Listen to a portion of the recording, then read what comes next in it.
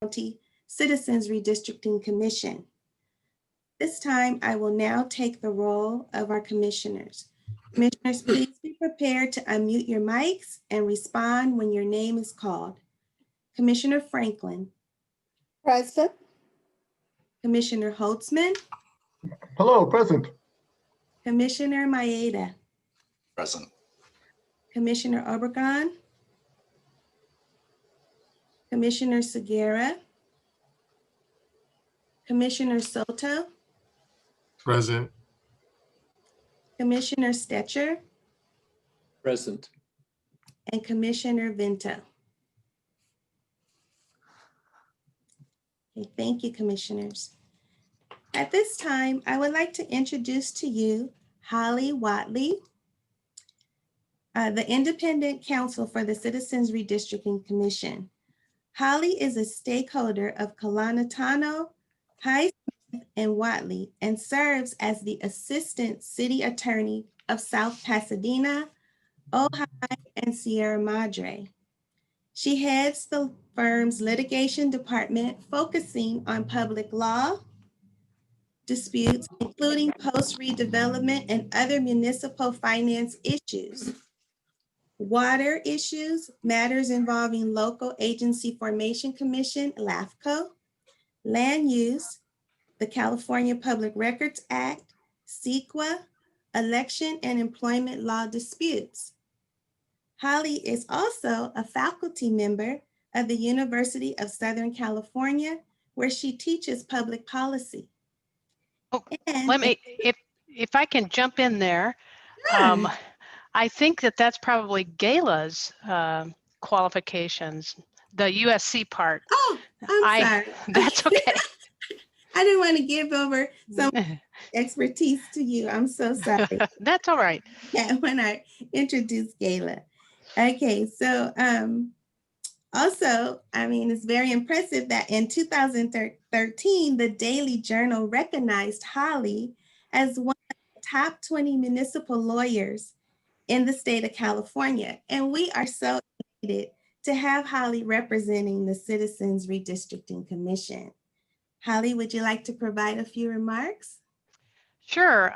Good morning, everyone. I provide service to public agencies throughout the state of California on a variety of issues.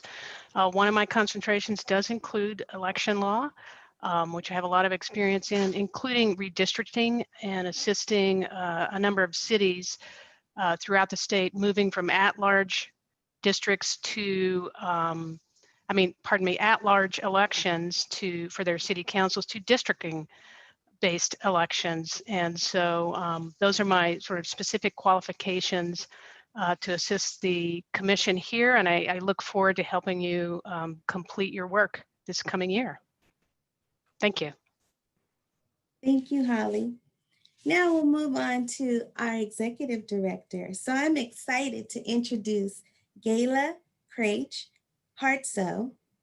She's a PhD, the executive director of the Citizens Redistricting Commission. Dr. Hartso has been the president of KH Consulting Group since 1986, and she has extensive expertise in organization change, public policy, strategic planning, service delivery, community needs assessment, and stakeholder buy-in. She has consulted on more than 300 projects throughout the United States, and over the past 10 years internationally in Australia, Europe, China, and South Asia. And she is a faculty member of the University of Southern California teaching public policy.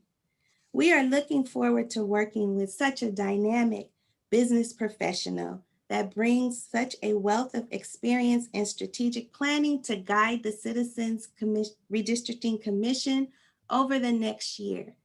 Gayla, I'll hand the mic over to you to provide some opening remarks and move today's agenda forward. Gayla. Well, and Twyla, thank you for the kind words.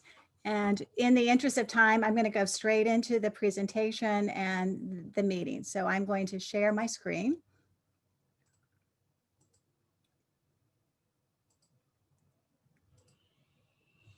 And I'm asking to make sure everybody is able to see the screen. Are we good? I appreciate the thumbs up. Okay, so today is the first meeting of the CRS selection overview process. I'm wanting to thank Twyla for calling the meeting to order on agenda item 1. I will give a notice that this meeting is being recorded and it will be posted on lacounty.gov /compub/ along with other types of commission recordings. I will also add the comment, if you want to add any kind of public comment submissions during the course of this entire process, you can use the standard email below, comserve@bos.lacounty.gov. By January 1st, we are told that there will be a website for CRC that the county will be completing and providing, at which point there will be a submit link there as well. Not only for public comment, but also for submitting your names of interest if you want to be on a regular distribution list. You've already met Holly, who's the independent counsel. My name is Gayla Craich-Hartso. I will let the commissioners know I have one of the hardest names in Southern California. So you are welcome to just refer to me as Gayla, which makes it just much easier for everyone. At the start of this, I wanted to make it quite clear that the CRC is not officially constituted. We are in the process of working with the 8 randomly selected commissioners to select the other 6 remaining commissioners. And the goal for that completion is December 31st of this month, at which time the commission membership will be finalized and we will then become a formal Citizens Redistricting Commission. We need the 14 commissioners. It's a requirement by law that we have a quorum of 9 members, and we need 9 members to vote on any official actions. In January, there will be an oath of office, and the commissioners will all receive training on the Brown Act, election codes, the CRC bylaws, and other important matters, including the establishment of the calendar and all the target dates for the public hearings and outreach during the course of this project. I also just want to say, as part of my opening comments, this is a very historic moment. This is the first time that such an independent redistricting commission has been established, and it will be our commitment to ensure transparency, which is why we're holding this final selection process in an open forum for the public to attend. Integrity, legal counsel will be very important to make sure that we abide by all aspects and we achieve the objectives in terms of what the commission and the election code requires of this group. I just want to go over a little bit of Zoom etiquette, and I think in the future we're going to be using some other standard technology, but for today's meeting, I am going to ask everyone to mute themselves. One quick way to unmute when you do need to speak is just hit the space bar and hold it down until you complete your question. For members of the public, if you would like to enter your name, affiliation, and email, we will make sure to include you on the updates regarding the CRC and future meetings. You will be added to the database. Again, once there is a CRC website, there will be a place there where any other groups or individuals could also sign up. I'm going to ask during the course of the formal part of the meeting that you do not use chat for side conversations or raising questions.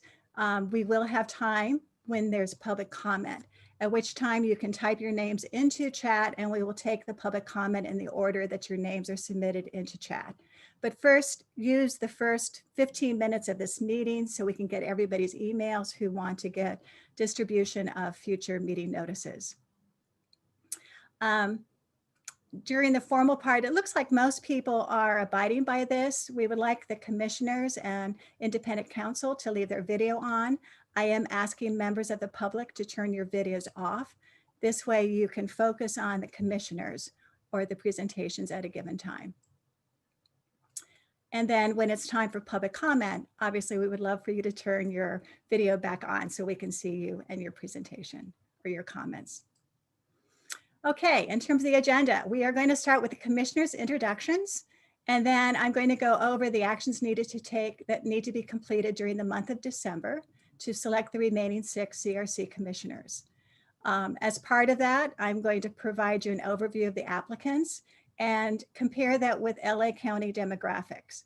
One of the key concerns is to make sure that the commission reflects the diversity of Los Angeles County. I then will want you to have a conversation. I will give you some options about how the commissioners may go about reviewing the applications for you to decide and agree on the best approach you want to take.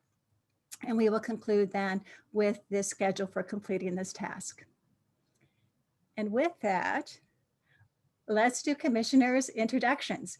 In the interest of time, because I know there's a problem with Zoom fatigue and virtual meeting fatigue, I'm going to ask the commissioners to try to keep your opening comments to about 1 minute. Twyla will be timing it. But what I'd like you to share with us and with the public is what you bring to the CRC efforts. The other comment I want to make is we will be going through this again, and we can allow more time. We have all 14 commissioners on board. And so with that, I'm going to turn off the screen, and I'm going to ask Twyla to just call off the commissioners and have you each introduce yourselves. Commissioner Jean Franklin, you have 1 minute. Hi, good morning, everyone. I'm Commissioner Jean Franklin, and I'm so excited about being a part of this commission. I bring over 25 years of experience as far as community organizing and local hire in particularly, and community advocacy on behalf of the disenfranchised community.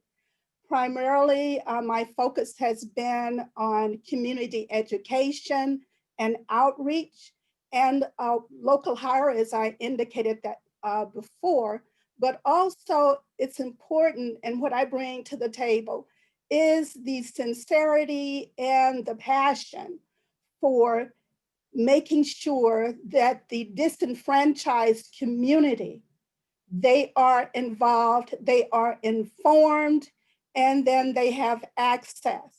It's important that without information, you're not able to make sure that your voice is heard. And it's critical that we go to what I might say the byways and to the undercurrents and the outskirts of our community and reach those who have normally not had a voice. It's particularly important at this day and time that transparency. Your time is up. Commissioner Franklin, your time is up. Thank you. Commissioner Holtzman, you have 1 minute.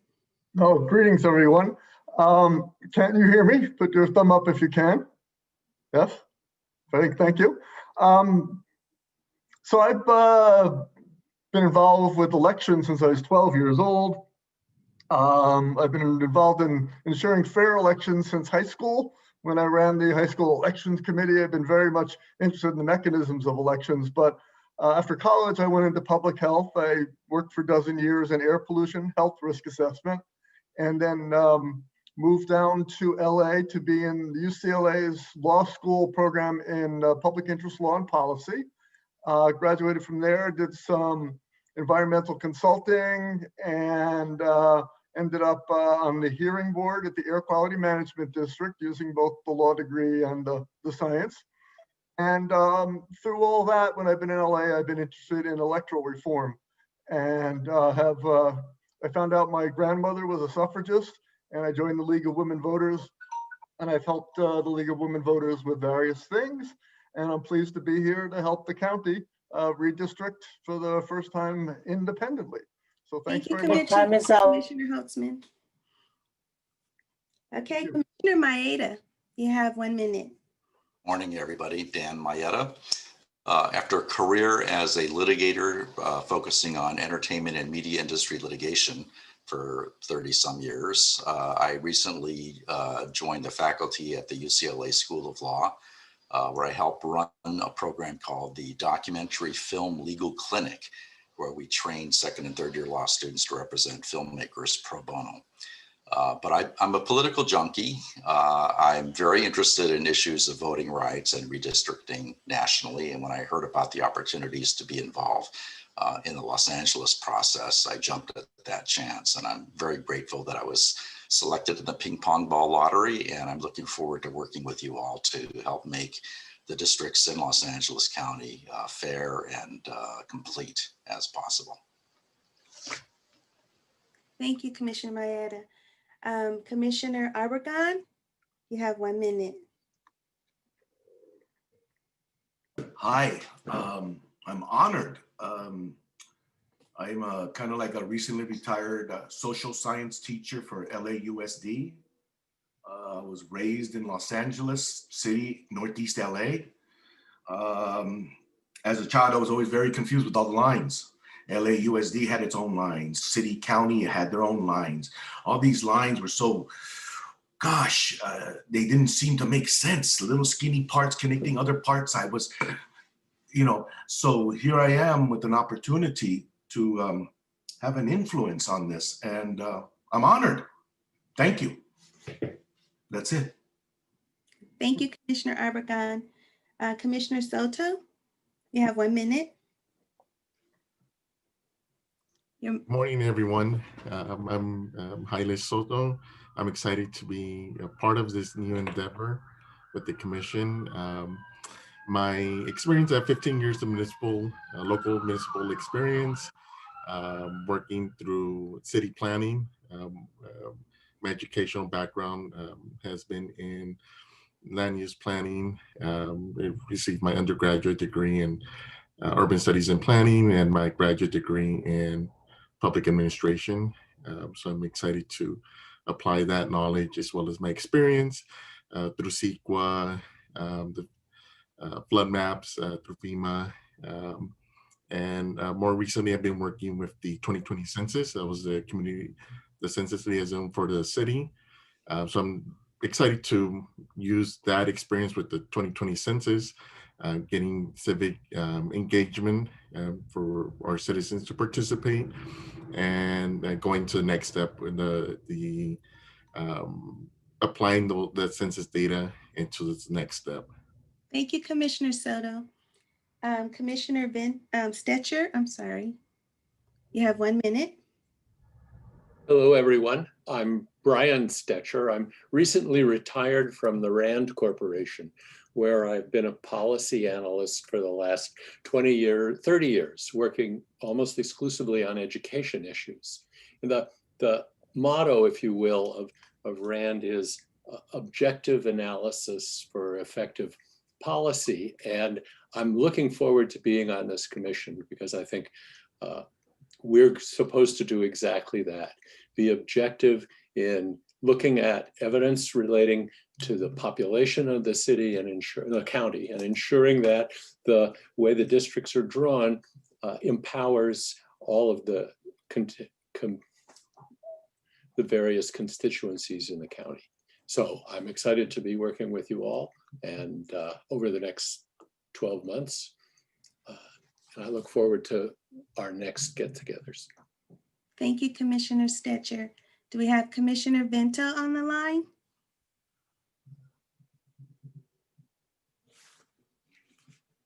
Okay, Gayla, that's all of our commissioners' introductions. I'll hand it over to you.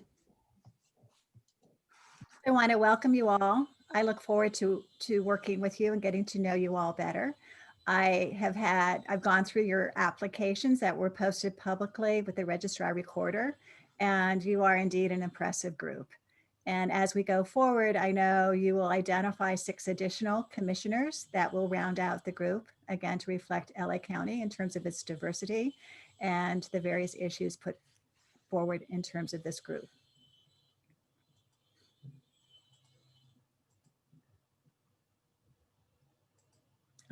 Continuing on with the formal part of the presentation, again, I just wanted to welcome you all.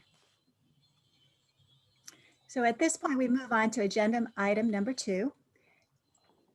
This is the public comment, and each person will have 1 minute to make any comments they would like to make at this time. One way we can go about this is if you want to put into the chat box, if you want to make a public comment, the executive office staff, Emma, Rhonda, and Twyla then will handle the public comment portion.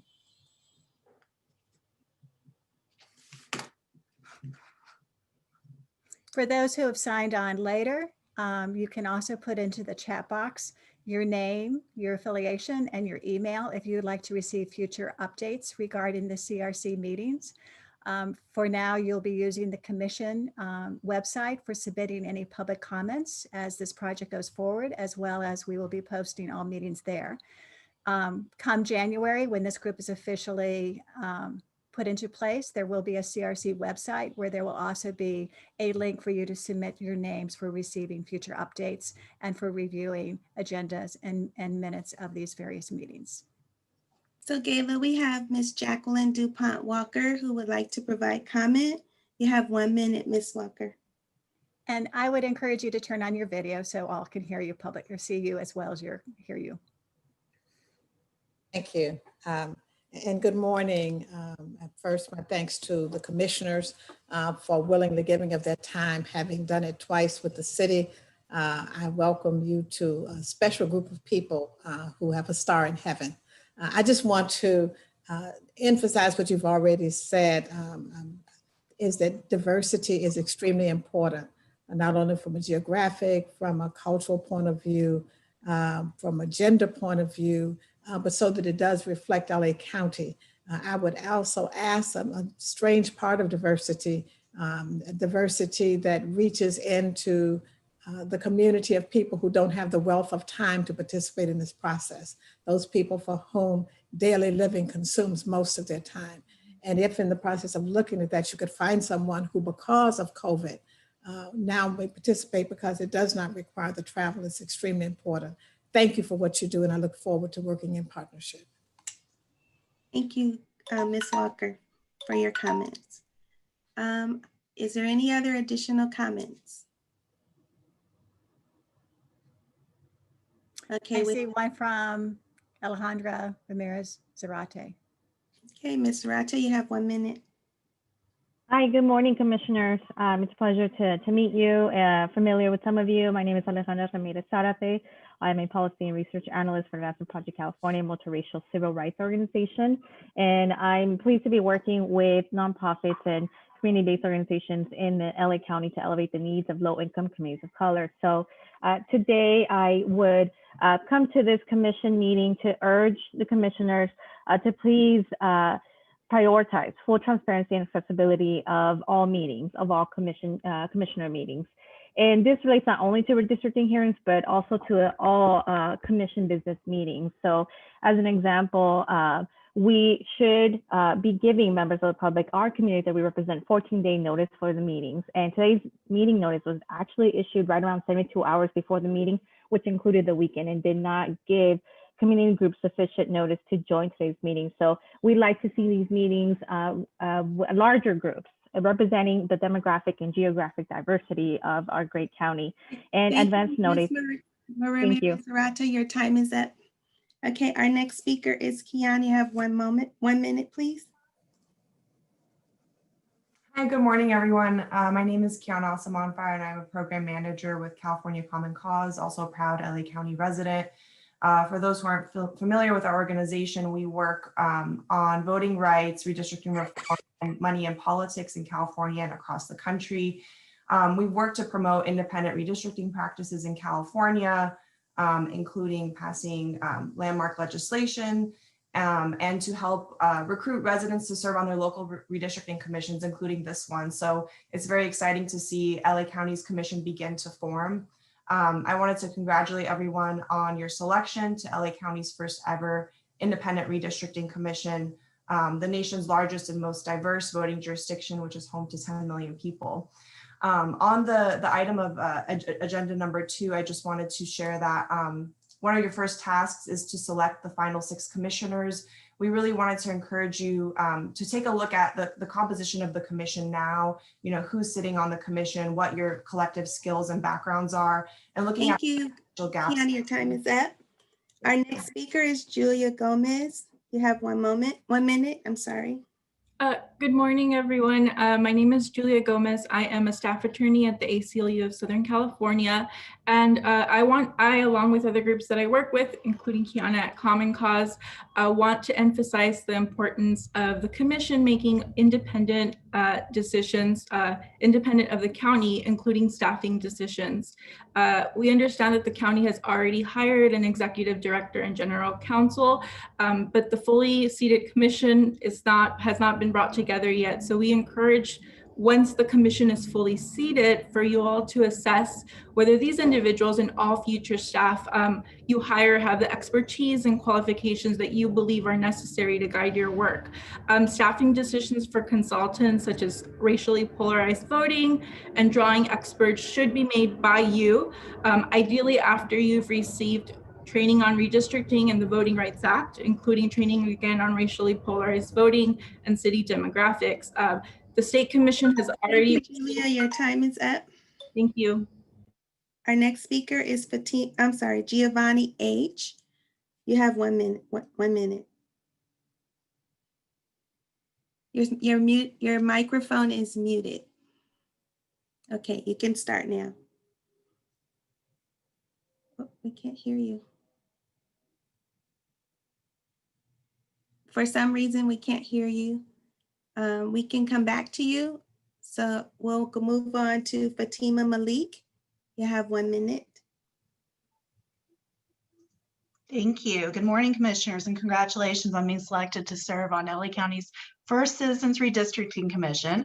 There are numerous organizations represented here, and I am from the League of Women Voters, Los Angeles County, and our focus has always been maximizing transparency and making sure the public is informed of outreach efforts and engaging the community in this historic process. You were put here to make sure that that happens. And I also will repeat one of our coalition colleagues' comments that your executive director and legal counsel has already been put into place. And while this might be well-intentioned, we want to make sure that you are in the driver's seat. Full transparency and accessibility of CRC meetings is critical. Unfortunately, we only have a minute to speak here, so I'll encourage you to extend that public comment in the future so we can help work with you together and make sure there are live streams available and give you different advice on how we can make sure the public is involved in this. And thank you for your time, and we look forward to future conversations. Okay, and we'll go back to Giovanni H. You have 1 minute. We still can't hear you.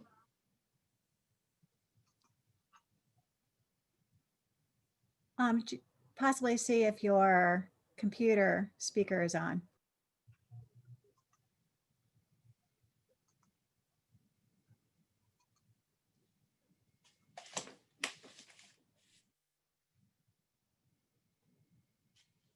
Okay, so he's gonna log off and log in again, so we can take him at item number 5.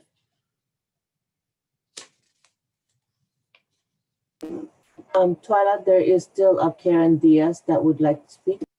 Okay. Miss Diaz, you have 1 minute. Good morning, commissioners. My name is Karen Diaz. I'm the electoral field manager with the Coalition for Humane Immigrant Rights, CHIRLA. We're a statewide organization with national impacts focused on the integration of human rights for all immigrants and all of our communities. And I want to congratulate you, all of you, for being selected to serve in the LA County Citizens Redistricting Commission. And I just wanted to share with you that there has been a recent state legislation change for LA County's deadline to adopt the maps from August 15 to December 15. And this gives the commission an additional 4 months to carry out this work, which should be an ample time to think through the training and preparations that are necessary to develop outreach plans in partnership with the community organizations. So I just want to thank you, and I look forward to working together with all of you. Thank you, Ms. Diaz. Our next speaker is Leonard Gonzalez. You have 1 minute. Mr. Gonzalez.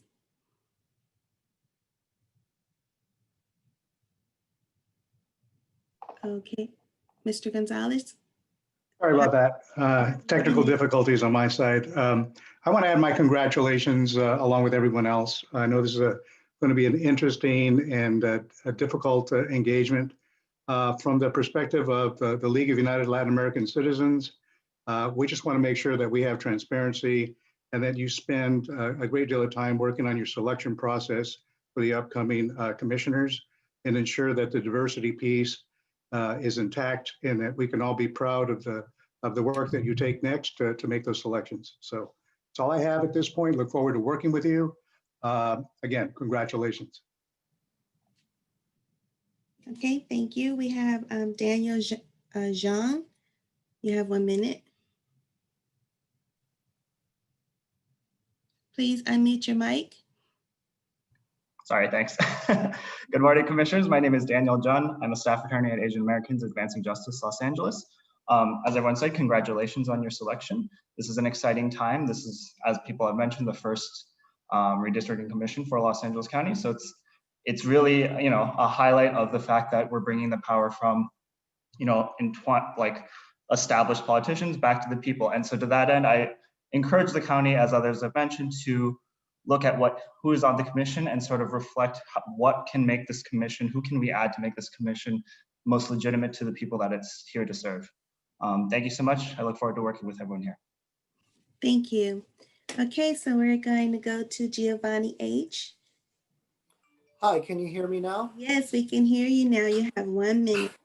My apologies. Good morning, members of the Los Angeles County Citizens Redistricting Commission. My name is Giovanni Hernandez, and I'm the California Redistricting Program Manager with the Naleo Educational Fund. I want to first start off by congratulating you all on your selection and thanking you all for your willingness to serve. For the selection of the remaining 6 commissioners, in order to reflect the diversity of the county, we strongly urge you to choose at least 3 more Latinos for the commission. Latinos currently make up about 65% of the population in Los Angeles County. Optimally, there should be at least 1 Latino commissioner in each supervisorial district. The work of this commission will determine how well our communities are represented in local government for the next decade. Additionally, we ask that this commission do all that it can to maximize public participation during the redistricting process by facilitating phone participation, allow for a live stream option for those who cannot join via Zoom, and advance notice of meetings, such as the 14-day notice. Mr. Hernandez, your minute is up. Thank you so much. Thank you. Do we have any additional public comment?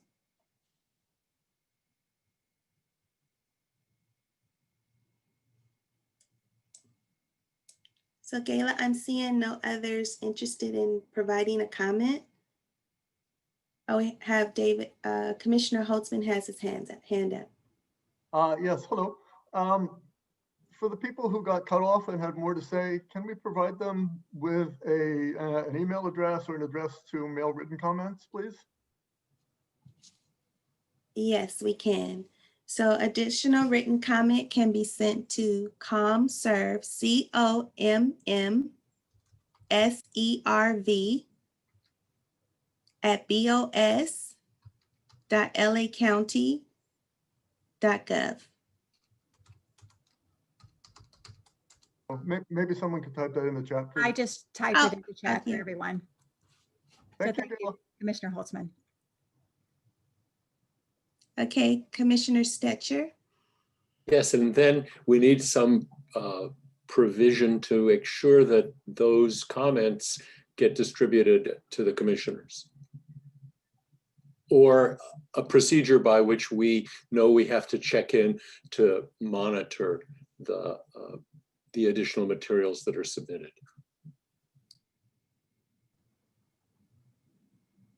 So, Commissioner Stetcher, there is, basically this is just being launched now. There is a process. The executive office receives them. We received one on Friday, which I will go over later with the public comment, but those will be made and attached to the various documents going forward. So you all have them in advance or as they, before, as part of the meetings. It looks like there's one more person would like to speak. Twyla, Justin Levitt. Justin Levitt, you have 1 minute. Oh, I was just requesting information. I'm sorry, I didn't mean to request to speak. Okay, thank you.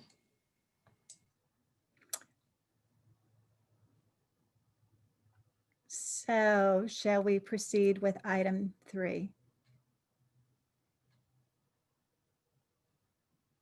Twyla, are there any other comments? Are we ready to go on? Yes, we just have Kiana asking if there's additional, can she comment on additional agenda items today? There's a item number 5 that you will be able to comment. Yes. Okay. Okay.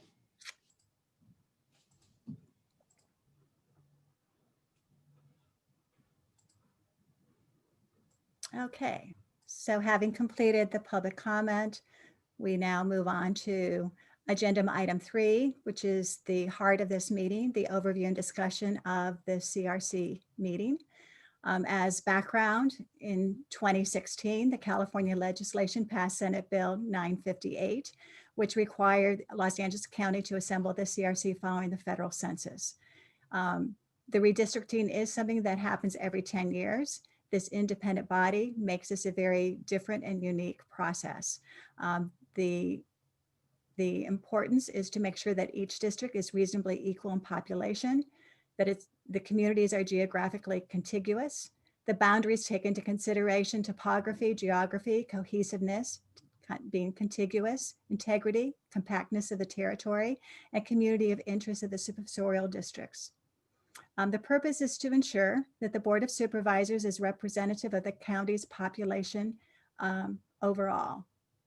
And finally, your choices of how you redistrict will shape a community's ability to elect and have representation of their choice.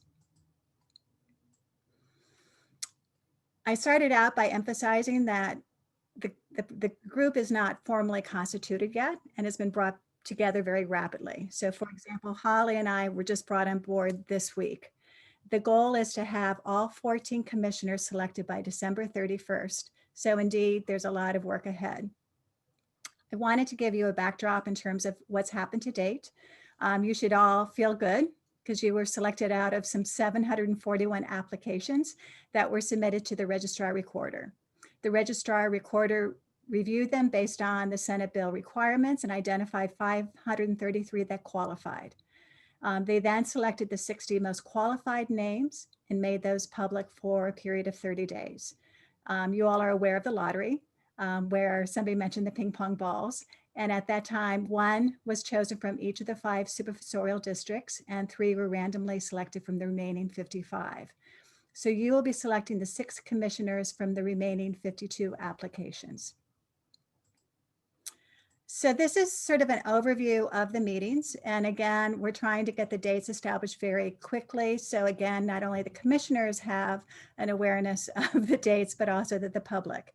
This is the first meeting. We will be giving an overview of the applications. You all will need to agree on the approach you want to use to evaluate them. And you will have homework to look at applications between now and the second meeting. The executive office has done a survey of you, and it looks like the best date for the next meeting is this next Thursday, December 17th at 10 a.m. There were 2 of you where you were going to see if you could make adjustments and could join, but we know we can get at least 6 commissioners to that meeting. At that meeting, you will discuss the applicants that you have reviewed, identify who you see as the best, and the goal would be to select the final 6. I would like to hold in reserve, because this is such an important component to setting up the commission, that you need to entertain the need for potentially a 3rd meeting where you may need more time. You may narrow down the candidate list to a smaller pool, but you need more time to discuss. You may want to interview some of these candidates, which we can talk about that approach if you were to select that before making the final decision. So we would like to hold in reserve the option for a 3rd meeting where again, you would hear public comments, you would discuss the best candidates, and then you'd make your list final. The dates aren't ideal because of the holidays, but possible dates would be either to do it those 3 days before the Christmas holiday or the following week, the 3 days preceding the New Year's Eve holiday. I'm going to come back to these dates after we've gone through all of the items today in terms of what you need to do. You'll have a better understanding of the evaluation methods you want to use to assess the candidates. And you'll probably be in a better position to sort of think about dates in terms of the third meeting. But for now, mark your calendars for December 17th at 10 a.m. for the next review. Okay, so applicant overview. I want to also make sure you have received the link to the California Elections Code section. It was provided also as part of the agenda today. The information in terms of the applicants is all publicly available on the Registrar-Recorder website. I've given you the link there. And any members of the public can also go and review the applicants. So in terms of the criteria, they have to meet the minimum requirements, which the Registrar-Recorder has already done for you. So all 52 meet the minimum requirements. As you've heard today from the public comments and from my opening comments and by the Senate bill, it should reflect the county's diversity in terms of racial, ethnic, geographic, and gender diversity. And those 4 skills are the requirements in terms of what they need to be able to demonstrate. They need to have analytical skills that could be applied to this redistricting process and voting rights. They need to have the ability to comprehend and apply the state and federal legislative requirements. They need to be able to be impartial, critical, and they need to be able to appreciate the diverse demographics and geography of Los Angeles. So the other thing I wanted to mention is that you cannot by law apply formulas or specific ratios. The other thing is you've already met the requirement of the Senate bill and the election code that you have 1 commissioner for each of the existing 5 supervisorial districts. So those requirements, that requirement has been met. I've attached to this PowerPoint some tables. Appendix A lists all of the applicants with different kinds of demographic information. And then Appendix B, for your convenience, are some additional sorts that are based on the demographic information by supervisorial district. I thought it might make it easier for you as you go forward and start looking at the applicants, and you'll understand why as I go through some of the subsequent information. So let's delve into the demographics in Los Angeles County. So this is the map of the existing 5 supervisorial districts. Probably a nice round number for you to keep in mind is based on the 2019 update of the US Census Bureau, the population is around 10 million. And when people speak of the 5 districts, they say each one's approximately 2 million people. I'm going to go through a series of tables, and let me just sort of explain how these tables work. This one is showing you the 5 supervisorial districts. It gives you the number of applicants by district, and it gives you the percent of applicants that you have by supervisorial district. And you'll see they're all around 20% if we use round numbers. The other thing to keep in mind is there are 14 commissioners and there are 5 supervisorial districts. So what that translates into is that 4 of the existing supervisorial districts will have 3 CRC commissioners and 1 will have 2.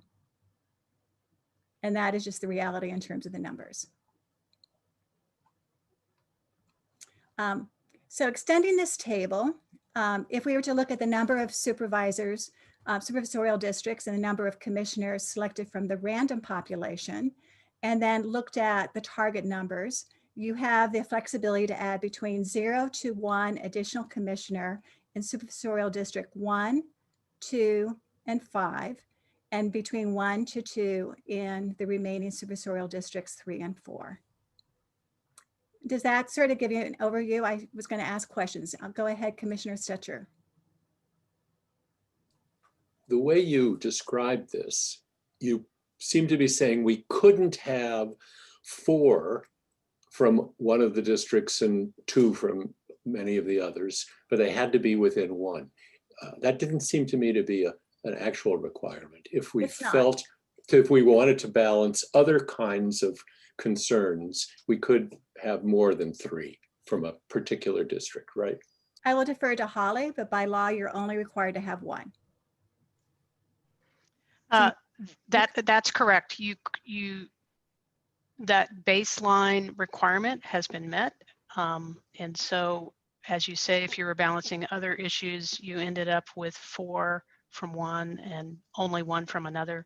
That from a pure legal standpoint, that's allowed. Yeah. And you're going to see as I proceed through the other demographic factors, there are going to be a number of factors you need to take into consideration. This is just one. Yes, Commissioner Maeda. Thank you. I don't quite understand on this chart, the possible CRC mix addition. I mean, because I'm looking at districts 4 and 5, each of them currently have 2, but for the possible CRC mix for 4, it's adding 1 to 2, whereas for 5, it's adding 0 to 1.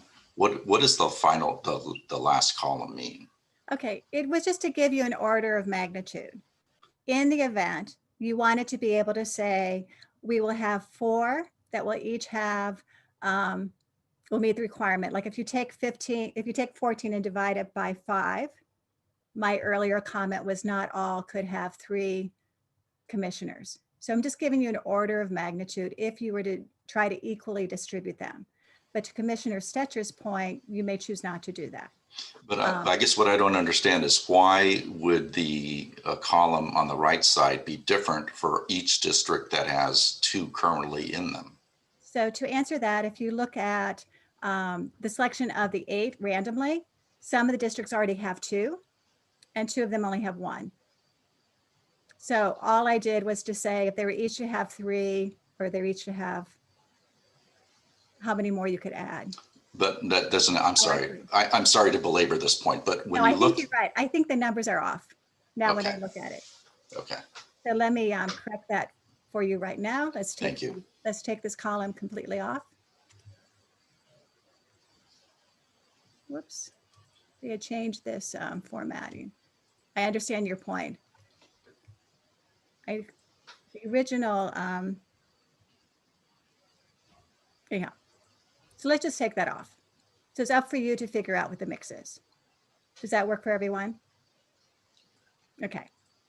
The next criteria is the political party preference, and it should be as proportionate as possible. And the election law basically says the political party preferences of the CRC commissioners are not required to be exactly the same as the proportion of political party preferences among the registered voters.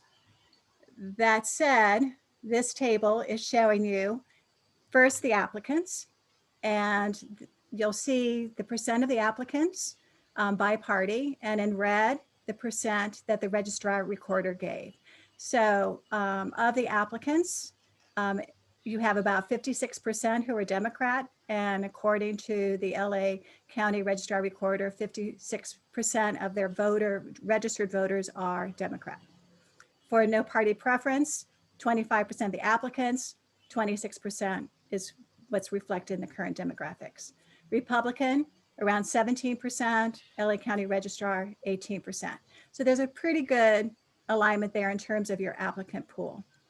I also did some quick analysis in terms of the voter registration pool itself. There are 5.8 million that are in the current registration pool, and based on the population, that's around 73% of LA County age 18 and older. Okay.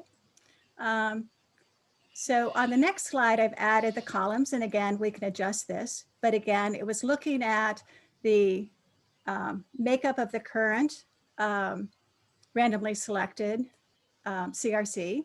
And then if it was reflecting LA County, you would have basically 8 Democrat, you have 4 now, you could add 4 more. No party preference, you have 4 now, randomly selected. I'm sorry, 4 would reflect the county, randomly selected, you already have 3, you could add 1 more. Republican, you have 2, you could have 2, you have 1 now, you could add 1 more. So again, it's just giving you some parameters to think about where you might want to add. So any questions on party preference? Okay. The next demographic has to do with gender. In your applicant pool, 50% were female, 50% were male. In the US Census data, there's a little bit higher percentage of women, 51% female, 49% male. If your mix of the 14 were to reflect the county, you would have 7 female, 7 male. Randomly selected, you currently have 2 female, 6 male. So in terms of possible mix, you may want to consider adding more women, 5 women and 1 male. Again, just a demographic other factor for you to consider. So any questions on gender?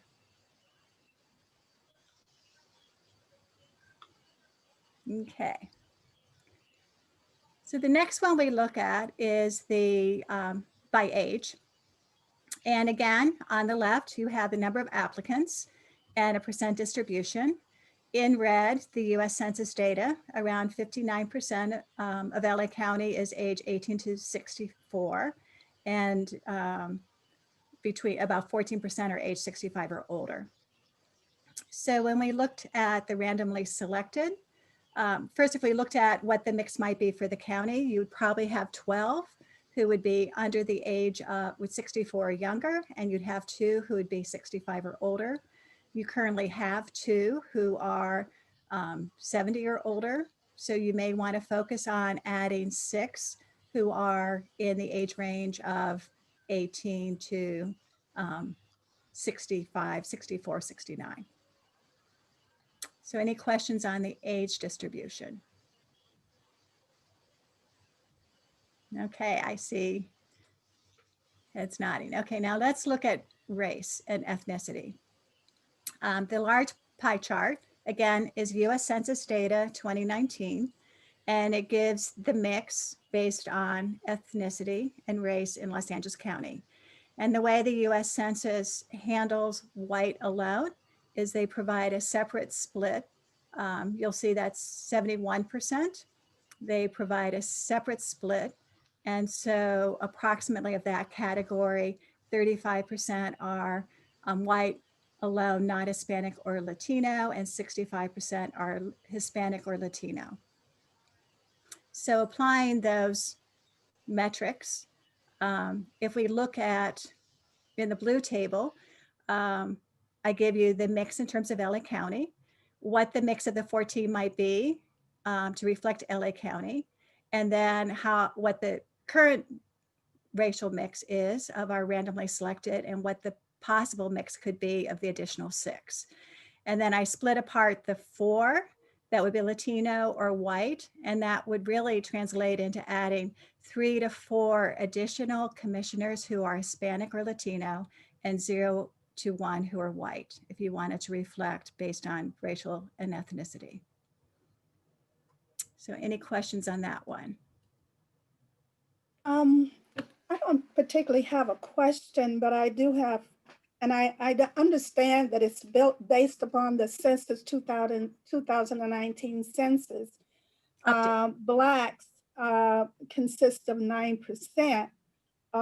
However, looking at the makeup of the 6, there is no determinate indication as far as recommendation, as far as race. Hispanic and Latino, 3, yes. White alone, 3. But there's nothing as far as recommendation of an African American or an American Indian. So right now, there is only 1 Black representing this citizen redistricting.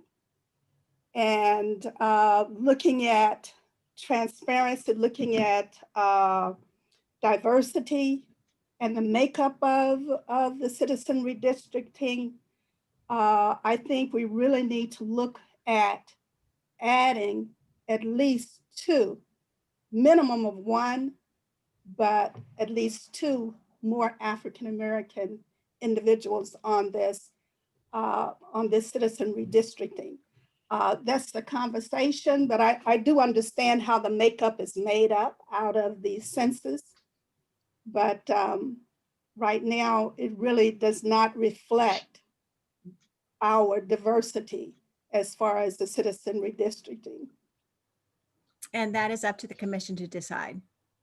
So absolutely, I'm just giving you what the ratios might be if you did straight numbers. You're only working with 14, so you can adjust these as you see appropriate to have the feeling that you have a good cross section of the county. So these are just guidelines for you to consider. Okay, any other comments? Questions?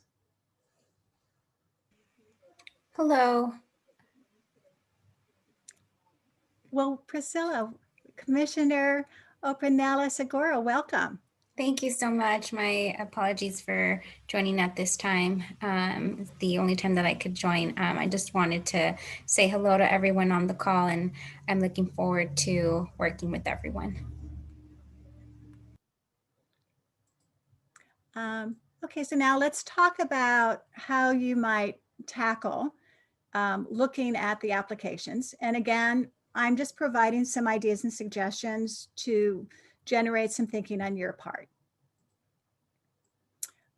One suggestion is before the next meeting, which is Thursday, is that you make a commitment to at least have every application, the 52 remaining ones, reviewed by at least 2 commissioners. You may decide you want to review all of them, but again, I'd like to at least suggest that we make a commitment that every application is looked at by at least 2 of you. That would mean between now and Thursday, you would need to look at 13 applications. I could put them together in some combination for sending out to you all. You can go into the Registrar-Recorder and you can look at the applications.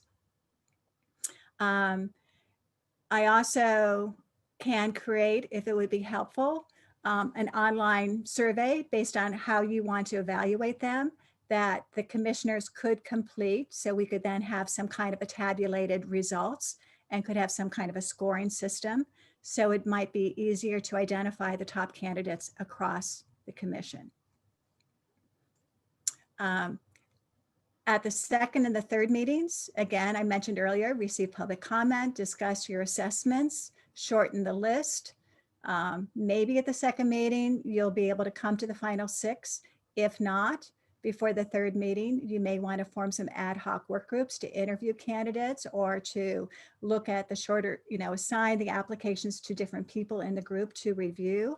But we absolutely have to have the final 6 by December 31st. Any questions on that?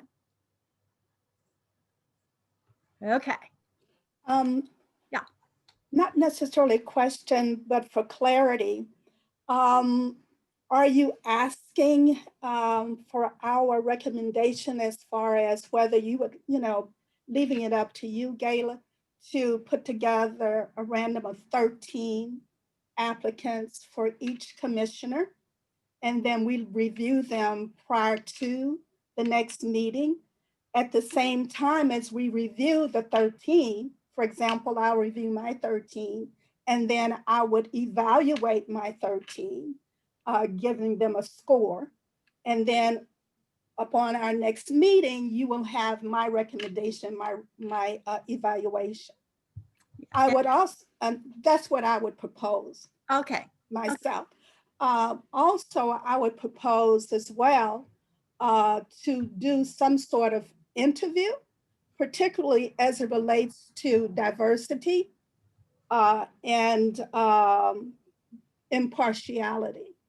I think those 2 questions particularly would be relevant about making final decisions of my 13, for example. That's it. Okay. Well, and it will be up to you all to decide if you want them randomly selected. I'm going to give you some other options to consider as well. Okay. Do any other commissioners want to weigh in on this before I go on to some methodology options? Go ahead. We have 2 commissioners, Commissioner Snitcher, I saw your hand first, then Commissioner Holtzman.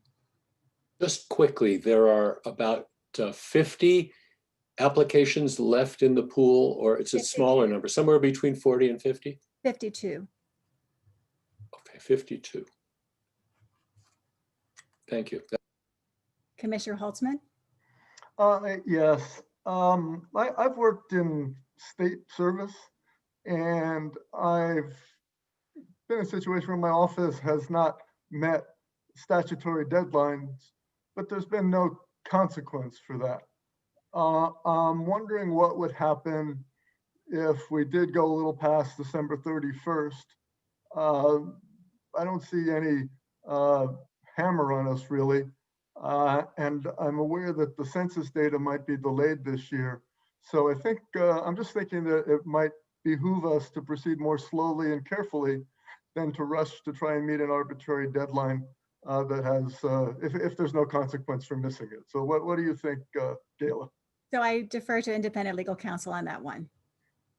Sure. The statutory deadline for constituting the commission, as you know, is December 31st.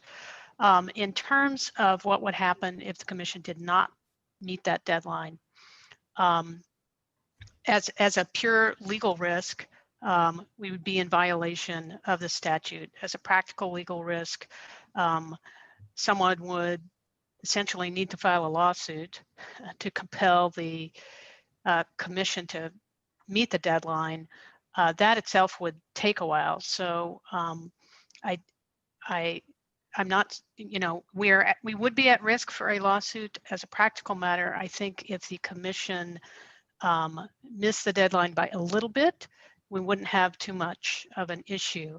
If, however, we were to wait until the 2020 census data came in to constitute the commission, as distinct from waiting for that data to draw the maps, that I think would be an issue, and it's something I would recommend we avoid. So, missing the deadline by a week, I don't think it's much of a legal issue. The longer we go, the more problems we're going to have.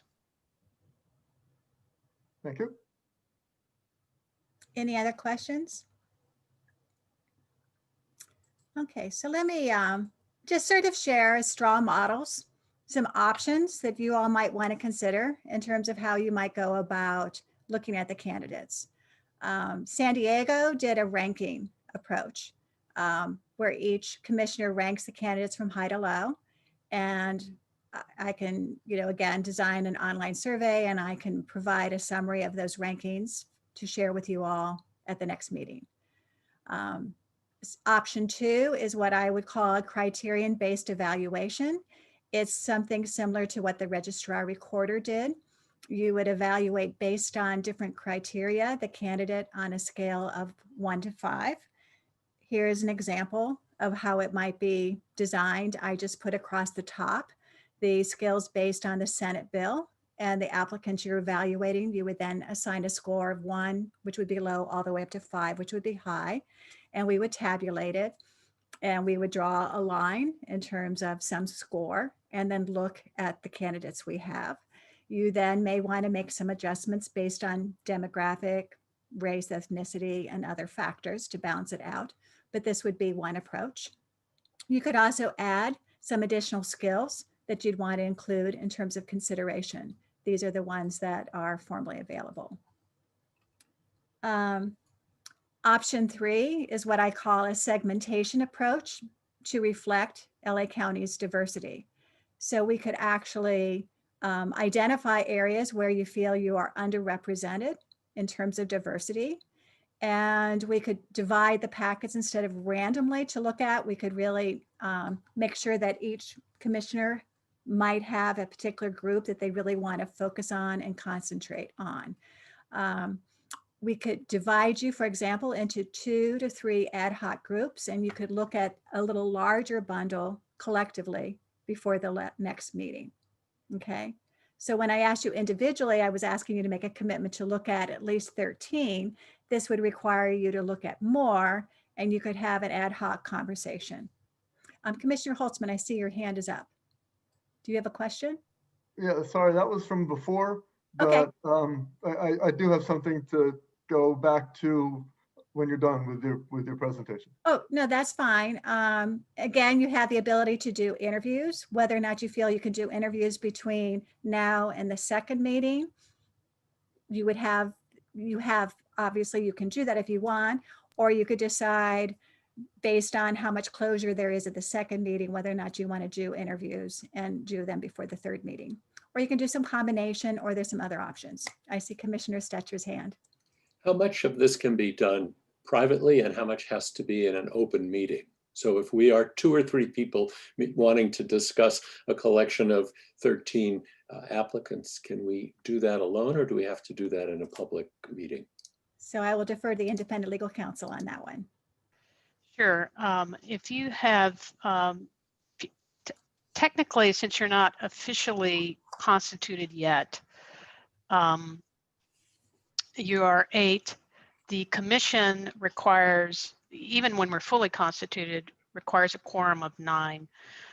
However, just for transparency purposes, we are conducting this activity under the Brown Act and applying that rule to the 8 that are here just voluntarily. If we have smaller ad hoc groups, you can do that outside of a public meeting. However, the idea is that you, or the requirement rather, is that you would then bring your recommendation or your analysis to the full group at a publicly noticed meeting for full public vetting. So you can develop some recommendations in groups of 4 or less outside of the public meeting, but you don't have to do that. That is an option, but no decisions would be made outside the public meeting. It would be coming back to the full meeting with an explanation, with full vetting, public comment, etc. So Thank you.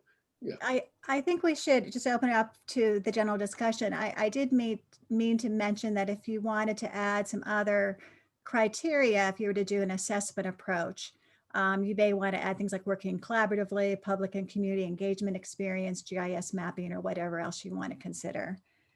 But these were just a starting point for your discussion of how you might want to tackle it. And I might suggest you focus on what you could realistically accomplish between today and Thursday, since that's when we're going to be looking at the first pass. Commissioner Maeda. Thank you. So my reaction to these options, first of all, it's great to have options to look at so we can really try to formalize our thinking. My reaction to this is the ranking for everybody. I think that's great. I can't imagine us doing that all between now and Thursday.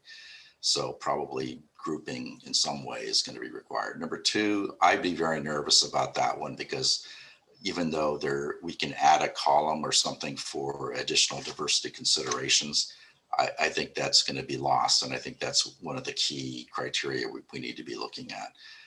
3, I like that possibility. I want to see how that might play out. Interviews, again, I think would be great, but I can't imagine it would be productive between now and Thursday.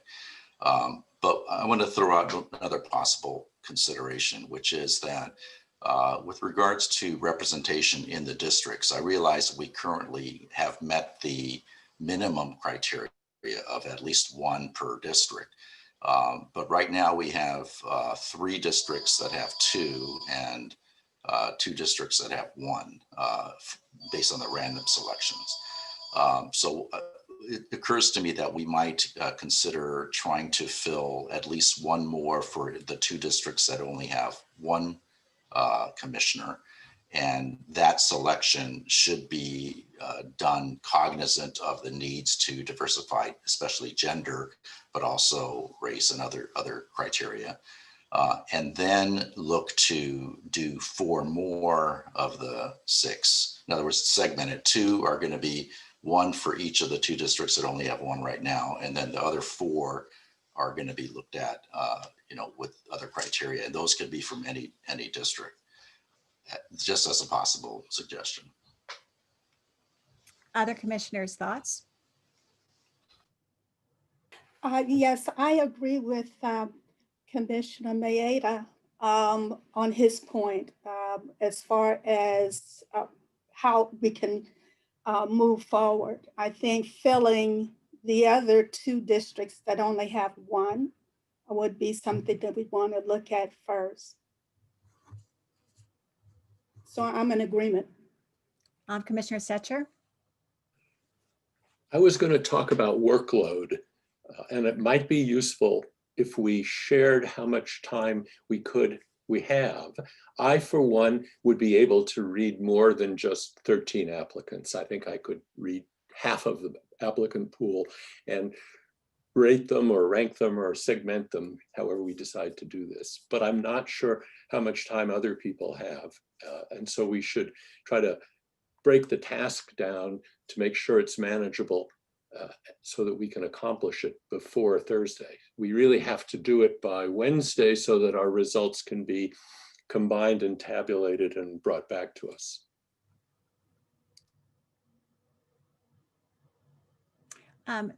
Let me just also add that you can do a combination. So the ranking would not necessarily have to be of all 52. You could do it for the subgroup you're looking at as well. So we can do a combination. Other commissioner comments? Thoughts? One other thought, as long as you're letting me dominate for a while, I believe you said you had some breakdowns by population group and of the remaining 52, and it might be interesting if we looked at those quickly now to get a sense of this before we made a decision about how to take the next step. Okay, so let me show you what's in the appendix. Appendix A just takes the Registrar-Recorder table that was publicly available, and I provide the 8 of you that were chose randomly, and then the outstanding candidates, which are listed alphabetically by first name, which is how they also appear on the Registrar-Recorder site. Okay. Then Appendix B, I did some additional sorts, again, using the same information. The one in purple is the profile of the final 60 candidates sorted by supervisorial district, by race, ethnicity, and party. So this is where you could quickly see we have 2 commissioners from supervisorial district 1. It gives you the ethnicity, it gives you gender, age, and party.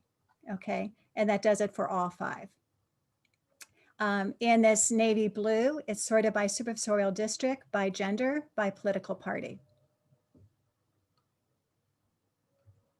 In golden amber color, it is sorted by supervisorial district, by age. Because again, I did not know what factors you all might want to look at. And then the last one is sorted by race, ethnicity, by gender. Because that obviously has been a big conversation we're having. Okay, does that help? And all of that's in the packet and it's available to the public. But again, this would be useful if you decided to go with some kind of a segmentation approach, which could then have the criterion based or could have a ranking. And I'm going to go back to the slide on the options if that's okay with everyone. Hello? Yes. Did I miss it, or do you have a breakdown by political party sorting? Yeah, it's one of the sorts. Hold on. One second here while I make it big. So if you look here, actually, well, parties in each one. I thought I had, you have party in the first one, but I can give you one by party. Yeah, because this one here has the breakdown. If you look at supervisorial district first, by race, ethnicity, by party. So you would have to look at this column to see the Democrats. But if you just want to sort by party, that would be very easy to provide you. I'm just saying, yeah, the only statutory requirement that we have left to meet is proportionality by party registration. There's nothing left that we have to do by supervisorial district. So always having that as your first ranking criteria, I think could skew the approach that we're supposed to take. We should always be sorting now by party as the first ranking criteria, and then looking at other things. Okay, we can do any sort you want. So just, I will provide a sort by party. Would Thank you like it by party, by race, by gender? Why- Just by party to start. Okay, I can provide you with that. Thank you. Okay. Commissioner Soto. Yes, so I think the party on slide 21, I believe that one covers the party breakdown based on the applicant count. Oh, I'm sorry. I think 21 of the tables? on the PowerPoint presentation. Oh, okay, let's go back to that. Are you talking about, this is slide 21. Oh, This statement here about party? It was slide 21 on your PowerPoint. On the part. Oh, yes. you know what? This has been an updated one. I'm sorry. Okay, yeah, this like downloaded the one that was on the agenda, so maybe it's a little. And it was changed this morning. That's fine. Is Okay. it this, is this one? Yes. Okay. And there was also, I mean, I want the names, but there was also a slide, I think it's still labeled 21 at the bottom. If you could just go back 4 and see what it says. Go forward 1 then. What do we got? No, you did have it I'll on keep the, going and you tell me when to stop. you did have it on the screen earlier. 1 more. There we go. That's the one. It's labeled 26 now. Can I take a moment to speak about this, or should I wait? Go. Okay, so I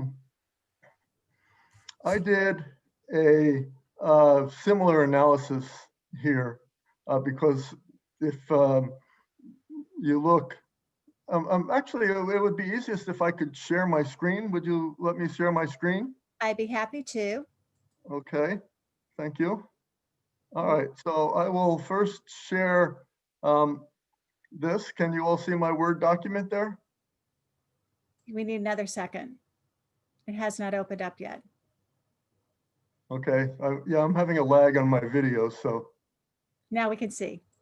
Okay, so this is Election Code Section 21532.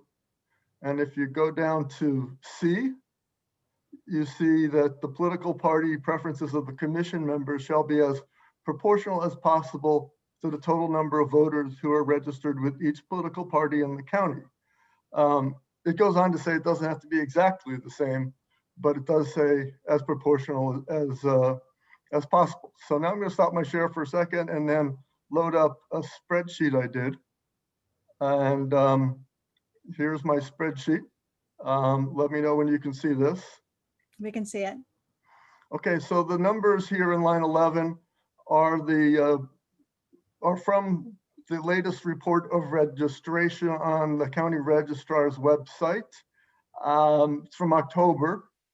We would need to update it for November, for the time of the election. I'm sure there was a lot more registration at the polls, but it shows the total number of registered voters, how many Democrats, Republicans, and then the sum of the rest of the columns, which is non-Republican or Democrat.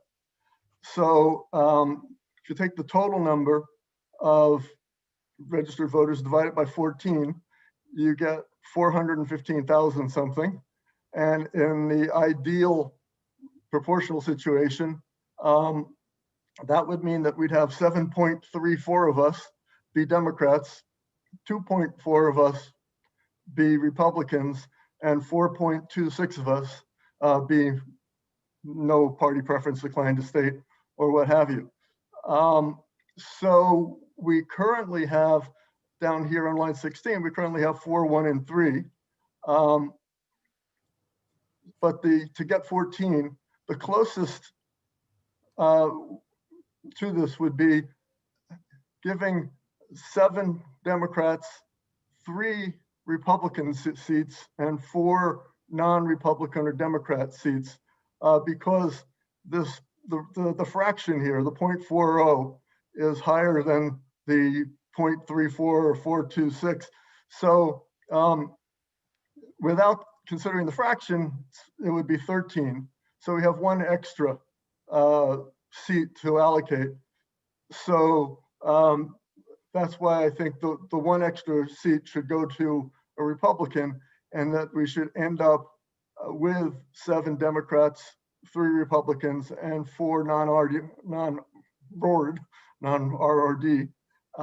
meaning that we should appoint an additional 3 Democrats, 2 Republicans, and 1 non-RRD, or whatever you want to call it. So that's my analysis. I'll stop my screen share there. I didn't want to shortchange any political party there. So I think that's a starting point. And I think we're talking about ranges and how you round up or down. That's great. It's up to the commission. And one thing you may want to consider, however, whatever approach you use, and you do a scoring system or ranking system, and you come up with your slate of best candidates, and it should be more than 6. You then do need to look at factors such as party affiliation, race, gender, and other things for making your final determination. And I think that will help you to narrow the list. But because of the law, what I'm suggesting we do is we rank separately in the Democratic column, rank separately in the Republican column, and rank separately in the other column, with an eye to appointing 3, 2, and 1 more of each, because that's the only thing we have to do in the law. Everything else, all those other criteria are discretionary. Okay. Commissioner Setcher. You're muted. Yeah, I was working on it. That's a very interesting analysis, and I don't want to dig too deeply, but at this point, I'm not willing to commit to a target for rounding at the hundredths of a percentage point level. I think it's very important that we balance on gender and on race, ethnicity. And in the end, we're not going to be able to match all of our targets perfectly. So I'm not willing to commit at this point that there should be 3 Republicans, and that's more important than there being an appropriate number of people representing Latinos or representing women. We have to see as we go through the applicants what possibilities there are. Perhaps I could pose the question to Council Watley, because I think having the one criteria in the law, if we fail to respect that, would open us up to lawsuits or some such. What do you think, Counselor? On this one, party preference is one of the criteria where the law does direct us to try as closely as possible to match the county, but it does also in that same section state that no specific ratio or number needs to be required. So again, we're talking about on the edges of a difference between 2 versus 3 for one particular party preference. I don't believe the commission's going to be vulnerable for its makeup for having 2 Republicans versus 3 Republicans.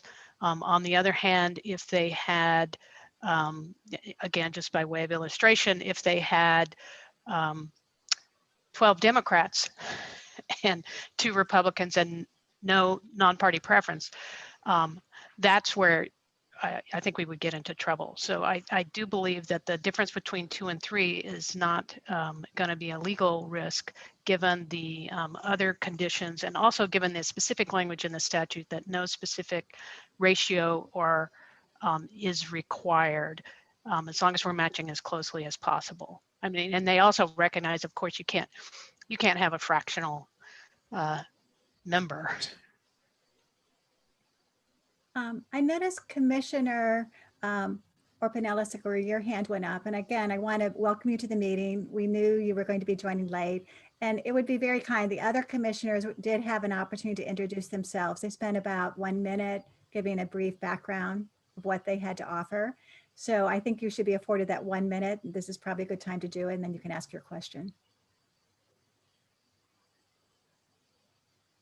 Thank you so much. It's nice to meet everyone virtually. My background is in communications. I'm currently an Associate State Director in Communications for AARP. And prior to that, I worked in the city of Norwalk as the communications manager. So my experience has been in local government, specifically leading communication and outreach efforts. For the city of Norwalk, I led the 2020 census campaign. So this is a great transition, going from working on a census campaign to actually working on redistricting. And you had a question? My question was actually if we could refer to General Counsel about the question for political parties, but it was answered. Thank you. Okay. Commissioner Maeda. Thank you. I want to thank Commissioner Holtzman for, as a lawyer, I definitely want to make sure we're following the law. So it's a good point that you raise about the political party. But I also agree with Commissioner Stetcher that we don't, I don't think we want to be tied that specifically, especially when the fractions are very, very close. I do think, we definitely need to take that and keep that in mind, the party preference, before we make the final selections. But I don't know that I want to sort that way, at least on the first cut. But I do want to ask, I made a suggestion about first looking at the districts. But if we've made the minimum on that, do people generally feel fine with the possibility that some districts will just have one representative and another one might have four? Or is there a value to trying to balance to some extent, at least with a minimum of two for each district, by taking, while taking into consideration the demographic factors? Is that worthwhile doing, or do we just not really worry about that and just pick the best of the candidates, and then if there's a tiebreaker to look to try to diversify districts? Commissioner Holtzman's hand up, and then Commissioner Franklin. Oh, okay. I think that because we're now an independent commission, we shouldn't pay too much attention to the existing district lines because we're being asked to start from scratch.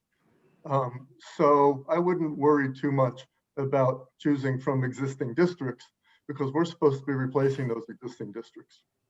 And unless you want to just, well, we can talk later about whether or not you really want to you keep the changes to each district small, but that's another question. But in general, I don't think districts, choosing from districts is that important anymore now that we've made the minimum. You just went, Commissioner Franklin. Yes, I don't agree. I think that we, as far as certain districts, I'm particularly looking at District 2, I believe that we need to be making sure as close as possible that there is starting out with equal distribution as much as possible. So that's my thought. Commissioner Pinella-Segura. What would be the justification or reasoning for trying to ensure that the representatives from each district are equitable? What is the reasoning? I'm curious. Well, I mean, if it's directed to me, I thought that would be one way to try to, certainly justify the selections that we make, that we try to have it geographically dispersed within the county. It's a big, big county, and so forth. I do take Commissioner Holtzman's suggestion that we shouldn't really, be guided so much by that because we are going to be drawing new districts. That has some appeal to me. As far as Commissioner Franklin's suggestion, I'm not sure what she was saying with regards to District 2. District 2 now has 2. So if we are going to focus on districts, then we wouldn't necessarily add someone to District 2, at least on the first cut. But perhaps we don't. We really don't have to worry about it. Unmuted it. Thank you. Commissioner Obregon, did you want to make a comment? Yes, am I being heard? Yes. Good. I guess the comment of that we're going to create completely new districts without even endeavoring to look at it is a little short-sighted.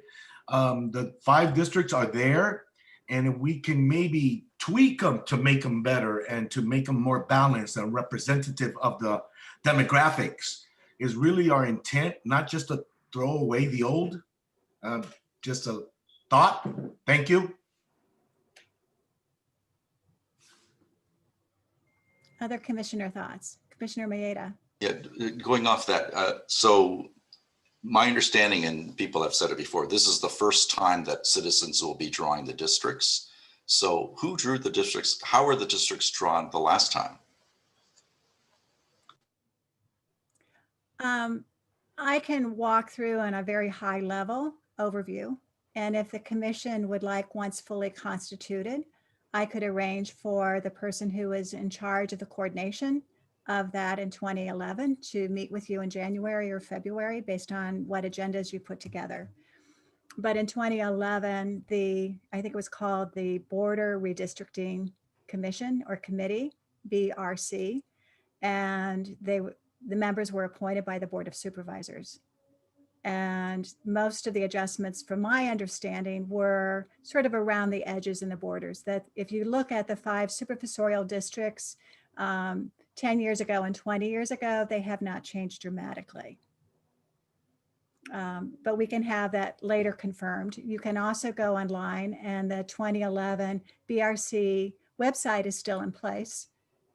And you can look at the various minutes and information they have posted there as well. But that said, you all have a lot more, you're independent. You need to approach this in how you see is best. And the goal is to avoid any kind of lack of objectivity that has occurred in the past. Would it help? I put together a little poll, or I think I'm trying to respect everyone's time, and I don't want to rush this process, but have we reached any kind of agreement if you would prefer a ranking methodology versus some kind of an assessment scale of a rating scale of 1 to 5? I'm trying to look at points of agreement. So thoughts just on that, and then we can look about how we may want to tackle. But the actual evaluation, yes, Commissioner Opinella. I think Opinella Segura's hand was up first. A quick question. If we look into assessments, would that require the ad hocs? I briefly heard it being mentioned. So I just wanted more information on that. Yeah, I think we'll take this step by step. Let's agree first on how you want to rate them. Then we'll agree if you want to do them individually, where you look at, let's say 13, or if you want to do them in small ad hoc groups. But let's first ask the question about what you feel most comfortable in terms of rating evaluation. If there's, yes, Commissioner Stetcher. I think the only thing that's practical, if we're going to meet again on Thursday, is that we rate them individually and assemble those ratings, and then look at for the highest rated women among the groups as a second step. But I can't imagine how we could get together in small groups to have a discussion and get that evidence back to you and summarized by Thursday, well, by Wednesday. So I don't love it, but I think practically speaking, the best thing would be for each of us, for you to assign each of us a chunk to make sure everyone is looked at by 2 or 3 members of the committee. We rate them on a 1 to 5 scale or something, compile those ratings, and then we can discuss them Thursday within categories. By party, by gender, by supervisorial district, by race, ethnicity. I mean, other thoughts? I'm looking for, at some point, we can do, I see a thumbs up. Do I have a motion as a first step? Or do you want more discussion on this item? Commissioner Stetcher, are you willing to make it as a motion? Certainly, I was just waiting to hear from other people who hadn't spoken, but I move that we assign ourselves, you assign us each a random subset of people to rate, that we rate them on a 1 to 5 scale like the one that you proposed. And we do that by Wednesday at noon and submit our ratings. And you have, so that someone has time to compile them and present them back to us for our Thursday meeting. Is there a second? I second.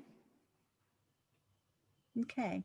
I'm going to do a very informal. I'm going to launch a simple poll for the 8 commissioners. Yes, no, abstain.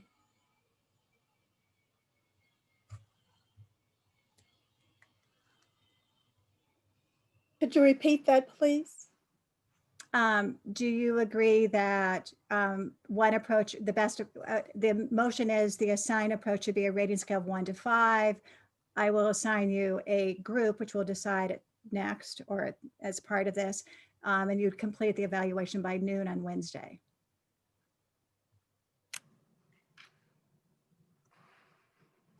Okay, I have everybody. I have 5 yeses and 2 abstain. So you're not an officially constituted group, but let's use this as a starting point for how we might proceed. Yes, Commissioner. Can I just briefly make a comment? I abstained only because I tend to agree with Commissioner Stetcher's view that this is probably the only way we can try to advance something before Thursday since it's so fast. But the only concern I would have is I would want to, my own caveat would be, this is a ranking based on certain criteria that does not include apparently race, gender, political party, et cetera. And I'd be concerned if people thought, okay, you've got this list, this is the most meritorious persons, and you're rejecting them because they don't meet these criteria. Whereas in fact, those are to me as fundamental of the characteristics as any other specific criteria. And so I'd want to caution that we don't lose sight of that. So Commissioner Maeda, if I may, one option would be to have these bundled with the intent of doing, I mean, we can bundle them based on the segmentation approach, or we can bundle them randomly. Just for a consideration. I'm sorry, can you explain what the segmentation approach would mean? So the segmentation approach would be to Commissioner Holtzman's point, here are a list of all the Republican Party affiliations, Democrat, whatever. Here's a list of all females, males, you know, the different categories. And people could have bundles where they really just want to focus on by race. I mean, that's an option, or they're random. You know, you get a random list and you pick, and then we come back and we look at what pool have ranked, let's say in the top 15 or 20, and then we apply the demographic lens to it. If I may. Yes, Commissioner Obregon. Yes, what I'm trying to understand is how I'm going to function in this. Will I be looking at the 52 applicants and then giving it a 1 to 5? Will you break it up into packets where I'll look at 26 and each one of us, maybe 13 each? I don't know. There's multiple ways that we could do the ranking. I'm just my concern is, are you going to send me let's say we decide on, I'll look at 13, and you're going to send me the 13 applicants, and then I can rate them and then send you back the message on the rankings up to 13. I'm just trying to understand the nuts and bolts. Thank you. So right now, Commissioner Obregon, I think that's what we're trying to come to grips with.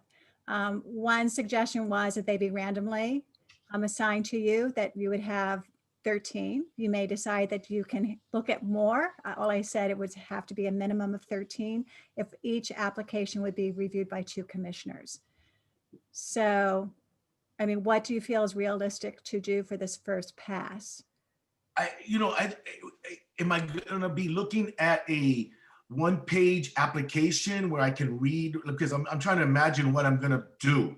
I'm going to be reading either 52 or 13 pages of people, and then selecting what I think according to the you know, all those little standards, you know, race, women, female, things like that. Because I almost feel I want to see all 52 real fast and decide the best 8, in my opinion. I don't know how laborious that's going to be. So I will tell you how about the applications. It's exactly what you filled out. So you will see an essay about how a person possesses the experience demonstrating the analytical skills. There's an essay on the ability to apply state and federal legal requirements. There's an essay on impartiality, and there's an essay on understanding diverse demographics. So there are 4 essays for each of the 52 applicants linked to the criteria that the election requirement states. So it's basically a half page to a full page, 4 essays per applicant. With that in mind, I would think maybe 13 is a better number. So do we have a motion or not?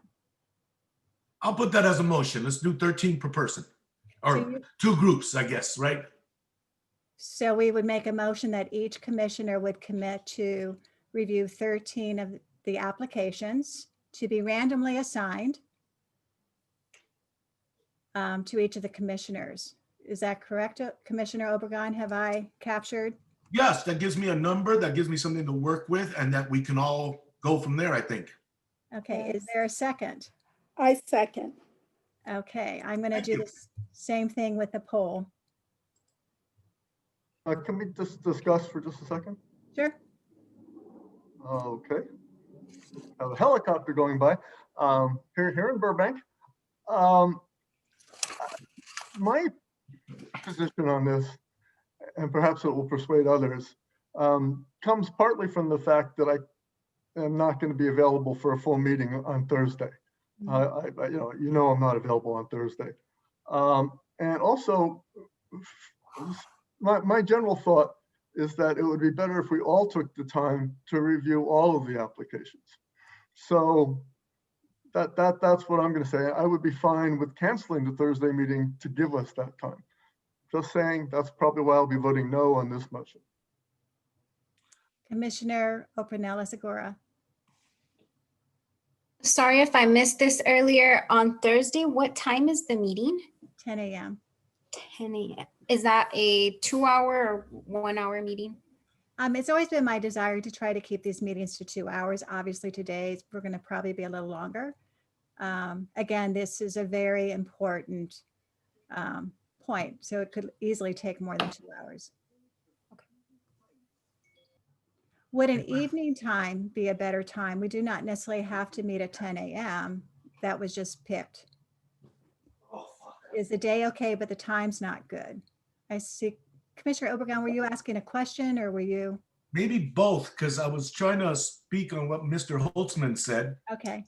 And I originally, that was my intent. I think we should, each one of us, look at all 52 and rank them. But then I said, gee, by Thursday, we might have to divvy it up. And so that was my complication there with that, in that sense. If I were to do a cursory look at all 52 people, assuming you're able to send that bundle to me, and I rank them 1 to 5 by, let's say, Wednesday evening, and of course, all of us would have to do that, I think. I think that's a good approach also. So I don't want to go against my motion to do 13, but I understand Mr. Holtzman's altruistic that we all look at all 52. So what I would like to do, if it's all right with you, let me share with you an Excel spreadsheet that shows the times that you all reported to the executive office that you were available. Wow. And I think there were some questions about, some of the people said, maybe I could move some stuff. So we could certainly look at other times of the day or into the following week, again, with the understanding that this all has to be done. Okay. Can you all see my spreadsheet? Okay. Yes. So December 17th was picked because at least 7 6 could attend at 10 a.m. We had, as another backup, Friday at 10 o'clock, we're 5. If we slip into the following week, December 21st, 6 were available at 10 a.m. And then December 23rd, we had 5. On the 21st, it was tentative, so we could certainly make that the day. Or what I need to hear from you all is, would an evening time be better? Because people do work. I submitted my my schedule when asked. And so this is the schedule that I submitted, and now I've scheduled in other meetings at other times that might be in conflict now. So I'd hope that we can keep it as originally scheduled when asked to submit our days of availability. So should I was just going to ask whether we could do a quick thumbs up or down about evenings, because evenings weren't offered. Yeah. And if that's a possibility, it might be better. And I'm okay with evenings. Can I do a quick poll, or, everybody just are you happy doing the thumbs up? Do you know how to do a mechanical thumbs up so we can clearly see it? Oh, yeah. On the bottom of your screen, there's a thumbs up. I don't see that. Bottom of my screen is a thumbs up. Under reactions, where it says reactions. Reactions. 4 or 5. No. I just need Nelson and Jean. Reactions. Okay, so are you asking for the thumbs up if we're available in evenings? No, I'm not. Okay, so 6 are available, 1 is not. What about late afternoons? Go ahead, Commissioner Obregon. Yes, I mean, I think that we can hopefully do the work, and if all of us are there on Thursday at 10, I don't know, we could finalize it on the 10 o'clock again on the 21st. I'm not sure of how many of us. I was looking at here. There's 2 of us not available on the December 17th at 10. So that'd be a good shoot for it. That's 6. Boy, that's a good number out of that. The other dates look more marginal when I look at the Excel spreadsheet, I think is what I'm looking at. So if we go with 52 or 13, if we get it done by Wednesday, tomorrow, no, today's Monday. So that gives us 2 days. Hopefully by the late evening, like 5 o'clock, we'll have it done on Wednesday. And then on Thursday, we convene at 10 o'clock or 2. I'm open to, because it's on a computer and, I'm pretty accessible on computer to almost everything now. There you have it. Other comments?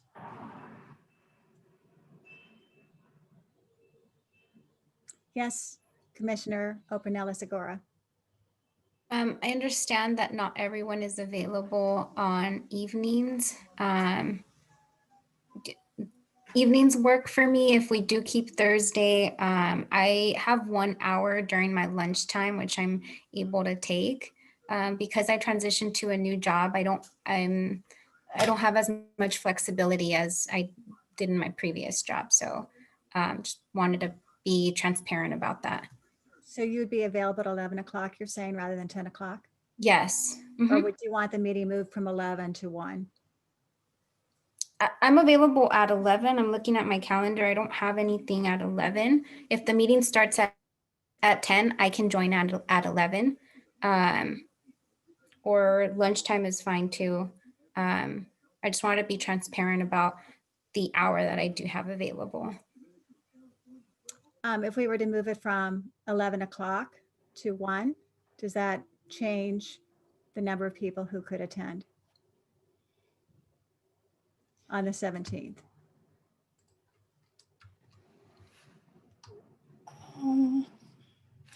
I will make myself available and see if I can rearrange some things. So because of the urgency of this and the importance.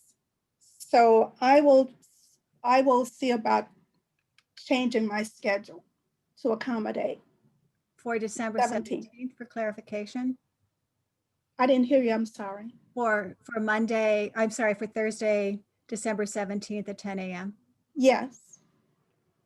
I can reschedule to accommodate. I hate to throw a monkey wrench in this, but Commissioner Franklin, next Monday at 10, are you conflicted now out of that one? Well, again, I'm going blind on my calendar, but I have the flexibility to change some things because I'm actually leading some things that I'm doing with an organization. So I have that flexibility. So because of the urgency and the importance of my commitment to this commission, then yes, I'll do that. But hopefully next time when we're asked to submit a schedule prior to, keep in mind that when I submit my schedule and it's locked in, I don't want to really keep changing it. Absolutely, I feel the same way. And Commissioner Orpinella-Segura, next Monday, would you have the same flexibility to do 11 o'clock, 1 hour?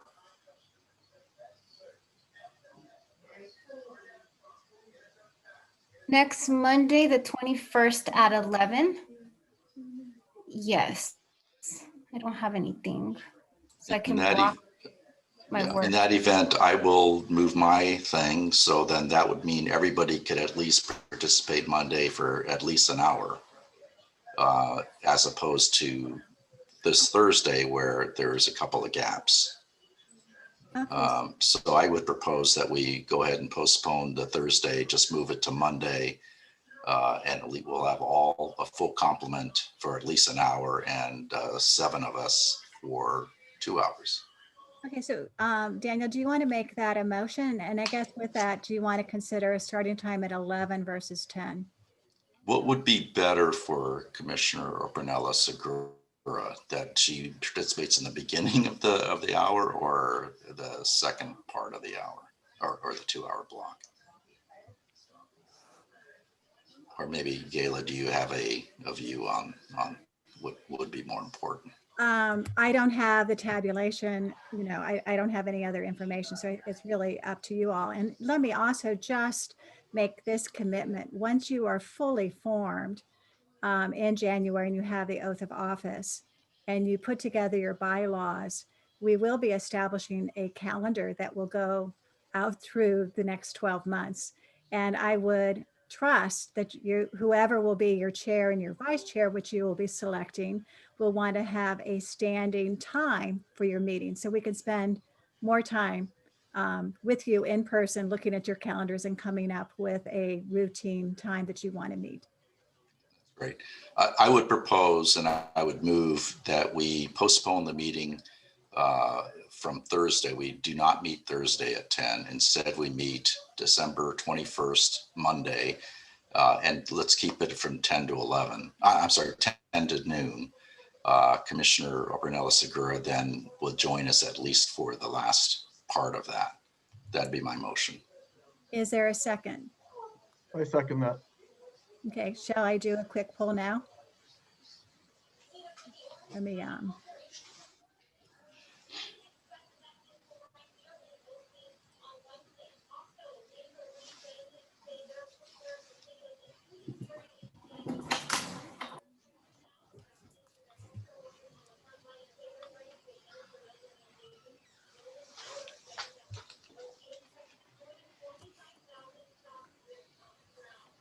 I need one more. Okay. So on this question, we have 6 or 86% who said, let's move it to December 21st. And we have 1 who abstained. So let's move it to December 21st. Now, one thing for you to keep in mind then if you need a third meeting, you'll have to then decide when that will occur. The nice thing about moving it to Monday is it gives you more than 72 hours to post the agenda. It gives you this week and the weekend to really go through and do the analysis. If you cannot reach agreement on Monday, December 21st, probably then the next meeting would be that week right before New Year's. Are folks comfortable with that? Or we could end up saying you want to do it the next day if you feel you're close, but you need 24 hours of sleep on it. And it would be a special meeting. Again, with the intent of achieving the December 31st deadline. Yes, Commissioner Holtzman. Gayla, when you poll on the next meeting date after the one we just set for Monday, could you perhaps open it up to like 5 p.m. start time and also weekends? Yeah, so we absolutely. Might be able to do that. Just give some more options, please. Yeah, absolutely. That's a great suggestion. And also, when I do polling, I like to use something called Doodle so that we can get all the possibilities and can get a quick table. So I would be happy to do that for you. Okay, so we have a date and time. We have a motion about bundling them into groups of 13 randomly assigned that at a minimum you would review against some criteria to be discussed and established. And one of our participants who's not a member, Jacqueline DuPont Walker, made a good suggestion, which is that you distribute all of the applicants to each of us, even if our assignment is a subset, so that those of us who have time can look beyond and get a sense of the whole pool. Right. You all have access to all 52 applications, including your own, on the Registrar-Recorder website that I gave you. And there would be no restrictions on that. I mean, obviously read whichever applications you want. I'm looking for a commitment that each application is at least read by 2, and you'd be given a minimum of 13 to look at. For clarification, if we do look beyond the 13 that we're given, do we score those as well? Or do we just look at them and evaluate them for ourselves? I think this is a point of discussion for you as a commission. I can tell you from an academic research perspective what the answer would be, but that does not necessarily mean what you as commissioners might want to do.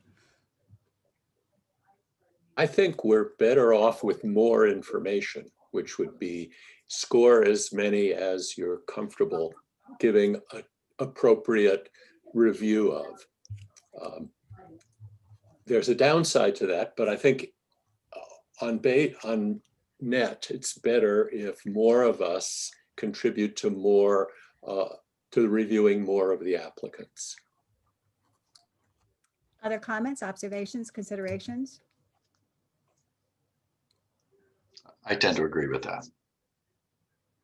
So shall we add the flexibility that you will review at least 13 randomly assigned to you, and that if you want to review more and assess them, that is obviously your prerogative to do so. I see heads raising. Okay, I'm going to do a poll with you on that same question, just so we have it. Commission, what is your position? That's no maybe. Damn it. Okay. So we are 83%. 5 are yes. 5 are yes and 2 abstain. And what is our deadline for turning these in order for you to be able to tabulate and prepare some displays for us for Monday? Okay, I would request 24 hours. So if I could get them Saturday, I could prepare them on Sunday for you all, if that would help. So you would propose noon. Do you want 5 o'clock on Saturday? Yeah. Does that give you all enough time? Okay, Yes. so I will ask that you get your input to me by Saturday, 5 p.m. I'll work on Sunday and compiling it to share with you at that Monday meeting on December 21st. So now let's discuss the criteria. There were some discussions about, should you rank your 13, or should you do a criteria-based evaluation, starting with the 5 requirements of the election code, or possibly adding additional criteria for consideration. I was hearing a sort of a tendency going towards a criterion-based evaluation on a scale of 1 to 5. People seem to feel the ranking was not the preferred method. If that is the case, we should probably explore more what would be the criteria you want to consider. Commissioner Maeda.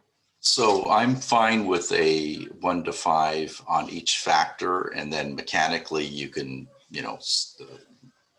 mathematically, I should say, you can specify what the total is, as opposed to trying to rank people up and down. But I would also ask that there be an additional column or something where people can actually put in a comment, such as this, this person would add diversity in such and such area, something about the applicant that you want to note or emphasize. I would want to have the ability to do that subjectively. And I don't think there's any way you can have a column, or you'd have to have too many columns to say, what those additional things are. So it's just some subjective, or not necessarily subjective, but an additional place to add some comment. Other thoughts, input? I think that's an excellent idea that Commissioner Maeda has. So I tend to agree with that. Commissioner Holtzman? I'm looking in the elections code for the 5 criteria you mentioned, and I don't find them. Perhaps you or counsel can point those out, please.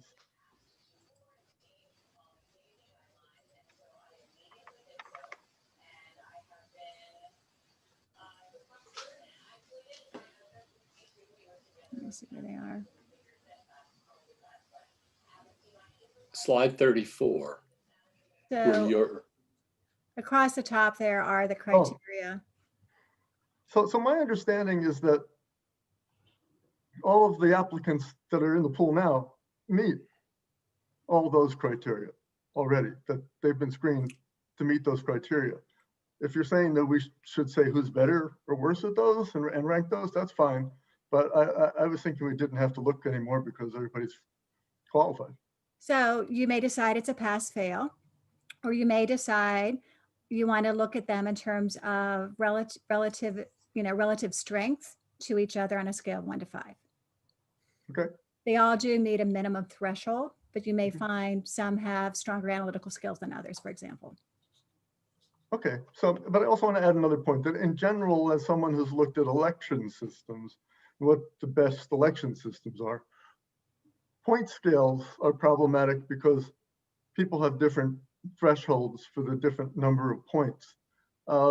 Better for consistency is a ranking system where you rank the best person, the second best person, third best person, so on, within each criteria. And that would be your choice as well if you prefer to do that methodology. Well, Commissioner Holtzman has a very good point, but the problem is if we're doing different numbers, then you can't combine the rankings. If I decide to read 20 of them and I rank them from 1 to 20 and you rank them from 1 to 12, there's no way to put the ranks together. It would be nice to not have to do all 4 of these scales again. I think that you make a good point, that Commissioner Holtzman makes a good point, that they've met some minimum criteria. I wonder if we could rate them on something simpler, like bringing needed characteristics to the commission, 1 to 5, where we make a subjective judgment that they are across these 4 factors, stronger candidates, or just minimally qualified candidates. So that ties into that segmentation approach. that you identify certain areas where you're going to be looking for the top candidates that would help to round out the group, possibly. Yes, Commissioner Priscilla Opinella-Segura, and then I know Commissioner Stetcher, you're struggling with that one, so I'll come back to you. I'm sorry. I am leaning towards a segmentation to see applicants' areas of strength. So I would appreciate a segmentation, but open to seeing other comments. Again, Commissioner Stetcher, I didn't mean to cut you off.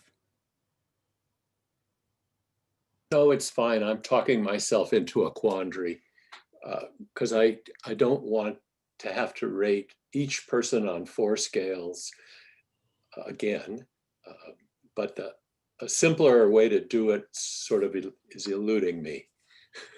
I don't know what the ranking would be.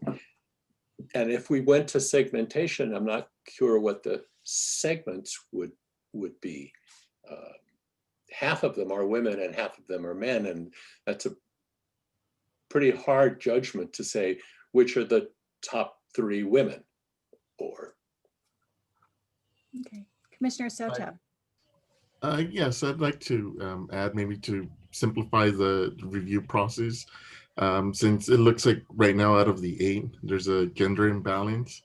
So maybe to simplify it, maybe we only look at the female candidates and just do the ranking of potentially we'll just have 8 female commissioners and 6 male commissioners, and which will be I'm definitely okay with that if it makes the process a little bit easier. And then from there, we could look at the other criteria, add additional ones. So it seems what other commissions have done, if this is of any help, is you go through, you do your evaluation. I give you a summary of the top ones. Let's say we draw a line at 35 points or higher, some line, and then you look at that list. And then you start making determination of we need additional based on gender, based on race, ethnicity, based on political party. Those individuals then may move up higher on your list for your final 6, if that makes sense. If I may. Yes, Commissioner Obregon. Yeah, let me try to put my thoughts into words. We, in that categories that you were showing me, there was 4 categories, and 3 of them look like they were already met by every candidate because they've been approved. The 4th one is where I see that we can do what you're saying, like, oh, gee, we need more women, we need more this or that. In that 4th category is where I see that. The first 3 seem everybody met that. Am I wrong, or is that please help me to understand that. So are you talking about the demographics in terms of supervisorial districts? Or are you talking about the more the skill criteria? I think the skill criteria, when I was looking at that just a minute ago, or 3 minutes ago, you guys had it up there. And the first 3 categories kind of were like everybody's already met. The 4th one is the one that we're debating. You know, why should that person, applicant A, be selected over applicant B? Because I already think they're supposed to have analytical skills, they're supposed to be able to comprehend, and they're supposed to be impartial. That's given. Appreciation for diverse and the geography. Wow. That's somewhere where we can measure and use that as our, yeah. So one other option for you to consider, Commissioner Obregon, is that could be the only criteria you as a group decide to focus on. Or you could rate all the criteria and we could weight that one much, higher than the other categories. So just something for you to also consider. Yeah, that's what I was wrestling with when I was reading this. I was going, gee, give me. Here's the one that, does this person fit better than that person because of that reason? Yeah. Basically. Commissioner Opinella-Segura, your hand was up. Yes. Well, I think that the applications met these skills. I did, prior to being selected, I looked at the top qualified candidates. Not every application was as detailed as others. Therefore, I think we should still consider that because some applications were a little more vague than others. Other thoughts? Do we have a motion? I think Commissioner Maeda, you had started one, am I correct? Well, I was going off of ranking, going ahead and ranking all of these 4 criteria, as well as having a subjective or not a subjective, a box or a space where we can add other comments. I recognize that from some of the other commissioners, the view that all the applicants meet these criteria minimally, so we don't have to worry about whether they met them or not. I'm not sure, I'm beginning to be persuaded that I'm not sure how useful it will be to rank 1 to 5 for each of these criteria. I kind of like Commissioner Stetcher's view that it's something more like, what will this, how well will this person contribute to the overall commission? Even though that seems kind of subjective, but that coupled with a box where we can just say why, what we think, I guess I would prefer that. So 1 to 5 on 1 criterion, which is something to the effect of what will this person bring to the commission? How will this person contribute towards the, what we're trying to do, the goals we're trying to accomplish? Other comments? Was that a motion or was that just a point for discussion? I'm happy to make it a motion if it draws support. So what's being proposed is a general criteria in terms of this person would be an important addition because of some factors that they bring, and then a comment place in terms of what that additional attribution would be. And before that, a ranking of the 4 criteria, so we might be able to do some weighting later. So I was beginning to be persuaded that the usefulness of that is, I'm not sure how useful it is. Okay, so we don't have a formal motion yet. Let's discuss this some more. Okay. Commissioner Stetcher, I saw your hand go up. Yeah, I think we have to do the rating in terms of these skills. And all I was suggesting was we sort of combine them into a general dimension to reduce the workload. And we say the extent to which this person brings analytic skills, knowledge of the law, impartiality, and appreciation for diversity to the committee. So it's a kind of global rating, but it's of these 4 skills. And then separately, when we get the ratings, we look at who are the women, who lives in District 2, who are the Republicans, and pick the strongest people that meet those, that fill our categorical needs. But I still, the rating that we were going to give was still in terms of these skills that we're all supposed to be bringing to the commission.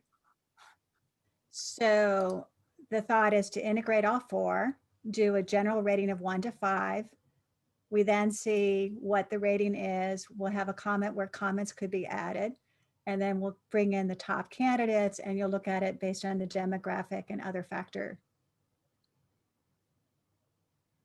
Do we have a motion you want to put forth or more discussion? I'm happy to move that you assign us people to rate. Each person has a minimum of 13 and they can rate others. They're rating on a 5-point scale where it reflects the person's analytic skills, comprehension of the requirements, impartiality, and demographic sensitivity to demographic diversity, but not their categories, that they're not their gender or ethnicity or location, but we bring those in afterwards. Do we have a second? Actually, may I suggest one modification? If you're going to have one criteria, could we make the rating scale 1 to 10? It's fine with me. I just think it gives more flexibility for differentiation. Yep. Do we have a second to the motion? I second. Okay. Shall I do the poll again? Yes.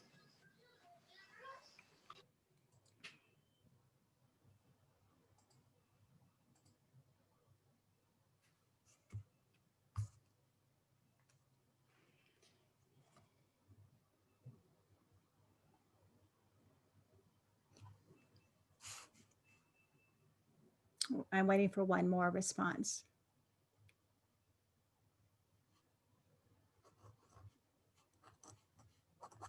Okay, I will end it there. We have 5 who said yes. We have 1 who abstained, and I have 1 who did not respond. So I will, right after this meeting, I will put together a survey. I will send you out a link, and I will share with all of you who's being assigned to whom randomly to look at in terms of the 13 applications that are bundled together. Okay, so you all know who's looking at whom. And could I offer one small amendment, which is that you label the 10 exceptional and a 1 competent, yes, and a 5 very good, or a couple of points, so we all are using the scale in the same direction, and right, we are using it somewhat similarly. sounds good. Any other comments, reactions? So I believe we have a methodology. Let me open this up then again. I will proceed in preparing for you the survey. I will get it out to you today with the names, and you all have the link, which I will also put together in this information packet, of where you can find all the applications. We will be meeting on Monday, December 21st at 10 a.m. to then look at the results. You will send me your ratings though by Saturday at 5 p.m. so I can prepare that analysis. Okay, moving on with our agenda, I wanted to talk about the schedule. I think we've covered that the second meeting now will be changed. It will be Monday, December 21st. I do want you to keep in mind that we may need a third meeting, which would then be before the new year.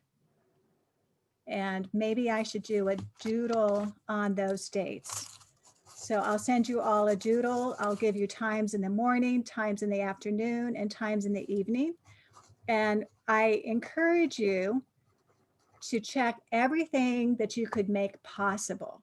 Okay, so give it a yes if you could open your calendar to make that date or time option available. So there'll be at least 9 options.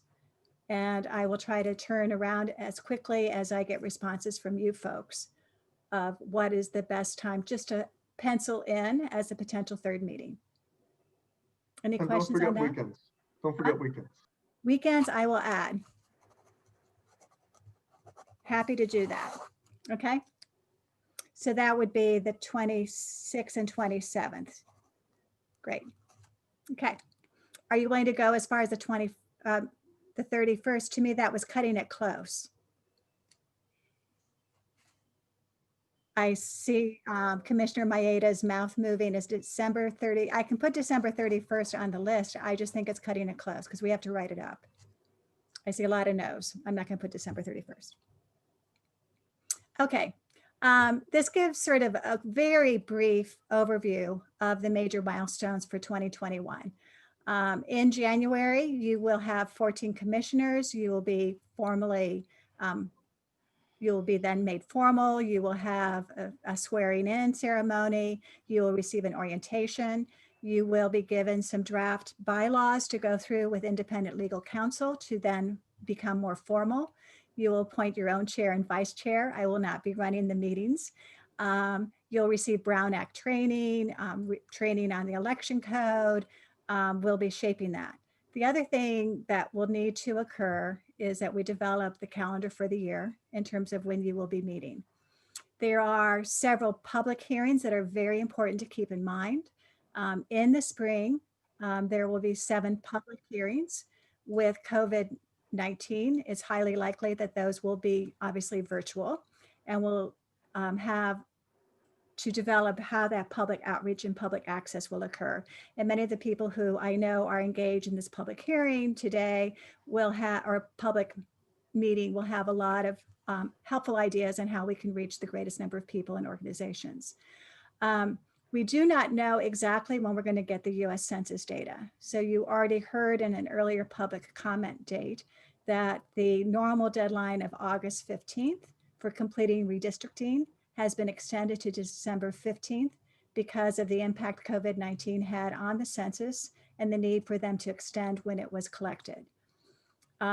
You as a commission do not start drawing maps until after the 7 public hearings. Once you receive input from the public hearings, you receive the official US Census data for 2020 that's uploaded into the GIS mapping system. That is when you can begin remapping district possibilities. Once you come up with your options, there will be 2 more public hearings, most likely in the fall of 2021 because of the uncertainty about the availability of the census data. So that's the overall timeline. Any questions on it?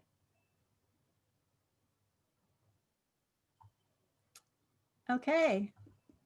And with that, we can move on to agenda number 4.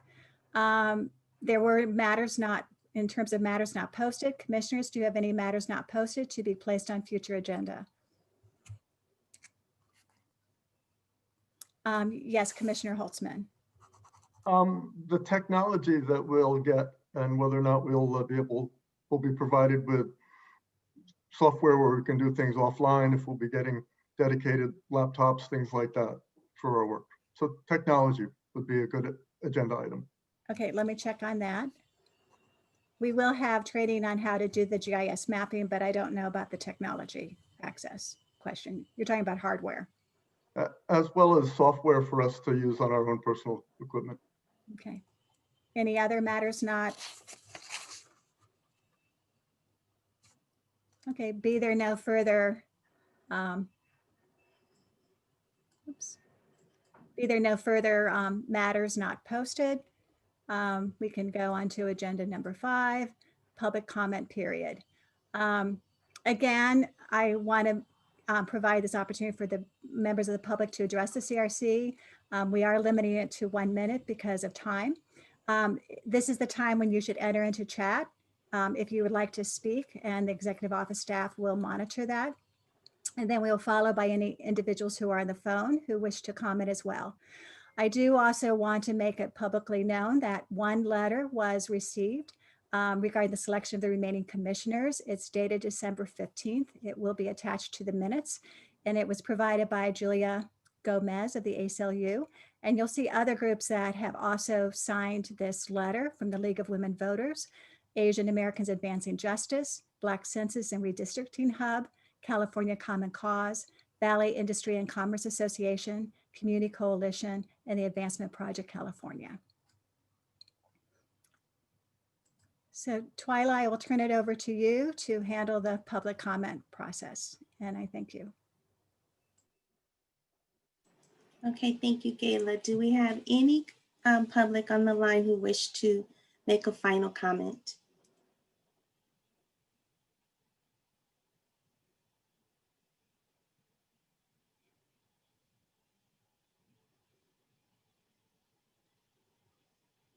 Okay, I don't see. Okay, I have 1 now. Oh, 2. Okay. So first, public comment would be Kiana. You have 1 minute. So much. Thank you, commissioners, for the robust discussion today. I hope you read the letter that we submitted alongside our partners. I wanted to just highlight one point. and just really emphasize that the Citizens Redistricting Commission was created to put communities in the driver's seat of the redistricting process, and to kind of remove outside influence from the redistricting process. So as commissioners, we really urge you to be mindful of this purpose and to uphold the principles of accessibility, inclusivity, transparency, and independence. With that said, we would encourage the commission to consider advance notice of their meetings. I know we're on a short time frame, but 14 days notice and moving forward into the new year would be great. Additional options for public comment, making sure that phone participation is made available, that there's a live stream that folks can tune into. I would encourage consideration of expanding the public comment beyond 1 minute. It's difficult to hit all the relevant points in a single minute. And really just emphasizing the independence of your work. I would encourage a discussion about independent staffing, specifically the consultants that you all will be using in your work. And again, you have 4 additional months to carry out your work. So we hope you use this time to do additional trainings and work with community groups to think out some of these specific pieces. Thank you so much. Thank you, Kiana, for your comment. Our next public comment speaker is Alexandra. You have 1 minute. Hi, good morning again. It's really exciting to see all the great work that you all are already doing, the first 8 commissioners. And as you continue to iron out how you'd like to proceed, we urge you to look at the training provided to the State Commission and seek out those experts to speak to all of you once the full commission is seated. I know you all have a lot of work coming up in order to seek the full commission, but once that's been figured out, we do again encourage you to look to the training provided and the work that's been done already at the state level with their commission. And we do have organizations that can help you identify those experts on voting rights law, redistricting, and best practices for independent commissions throughout the state. And that can be very helpful. And we encourage you to use a vast array of organizations with that experience as a resource. We're here to support you, and we're really excited to work with you. Thank you, Alexandria. Our next public speaker is Fatima. You have 1 minute. Hi, thank you. Again, I know this is quite an undertaking and we so appreciate your service. I echo my coalition partners' comments, and I just want to encourage more access for the public to participate in these meetings. Today's meetings allowed extremely limited amount of time for written comment to be submitted, and so far it's for the most part through the Zoom platform. There should be an opportunity for written comment to be submitted during the meeting. And while it appears that you'll have a web platform and email address in place, it's important that's monitored during the CRC meetings. I encourage a live stream option to be available for those people who can't join via Zoom. Additional issues to think about are language access, access to those persons with disabilities. Due to our county's incredibly diverse voting jurisdiction, we ask that the commission be mindful that the CRC's work is accessible to many communities that live within our county. Thank you. Thank you. Our next public speaker is Karen Diaz. You have 1 minute. Hi, good afternoon, commissioners. Thank you so much for the thoughtful discussion this afternoon. I just wanted to echo what my colleague Fatima mentioned about the language accessibility. And as we move forward with the public hearings, also access to like language translation services. I know that a lot of my community members are really interested in the work that moves forward, and as we do the selection, that we provide the materials in other languages, as well as that we have the public hearings available online with different language accessibilities and even closed captions. So I just want to thank you again and look forward to working with you. Thank you, Ms. Diaz. Are there any other public comment or public speakers who wish to give comment?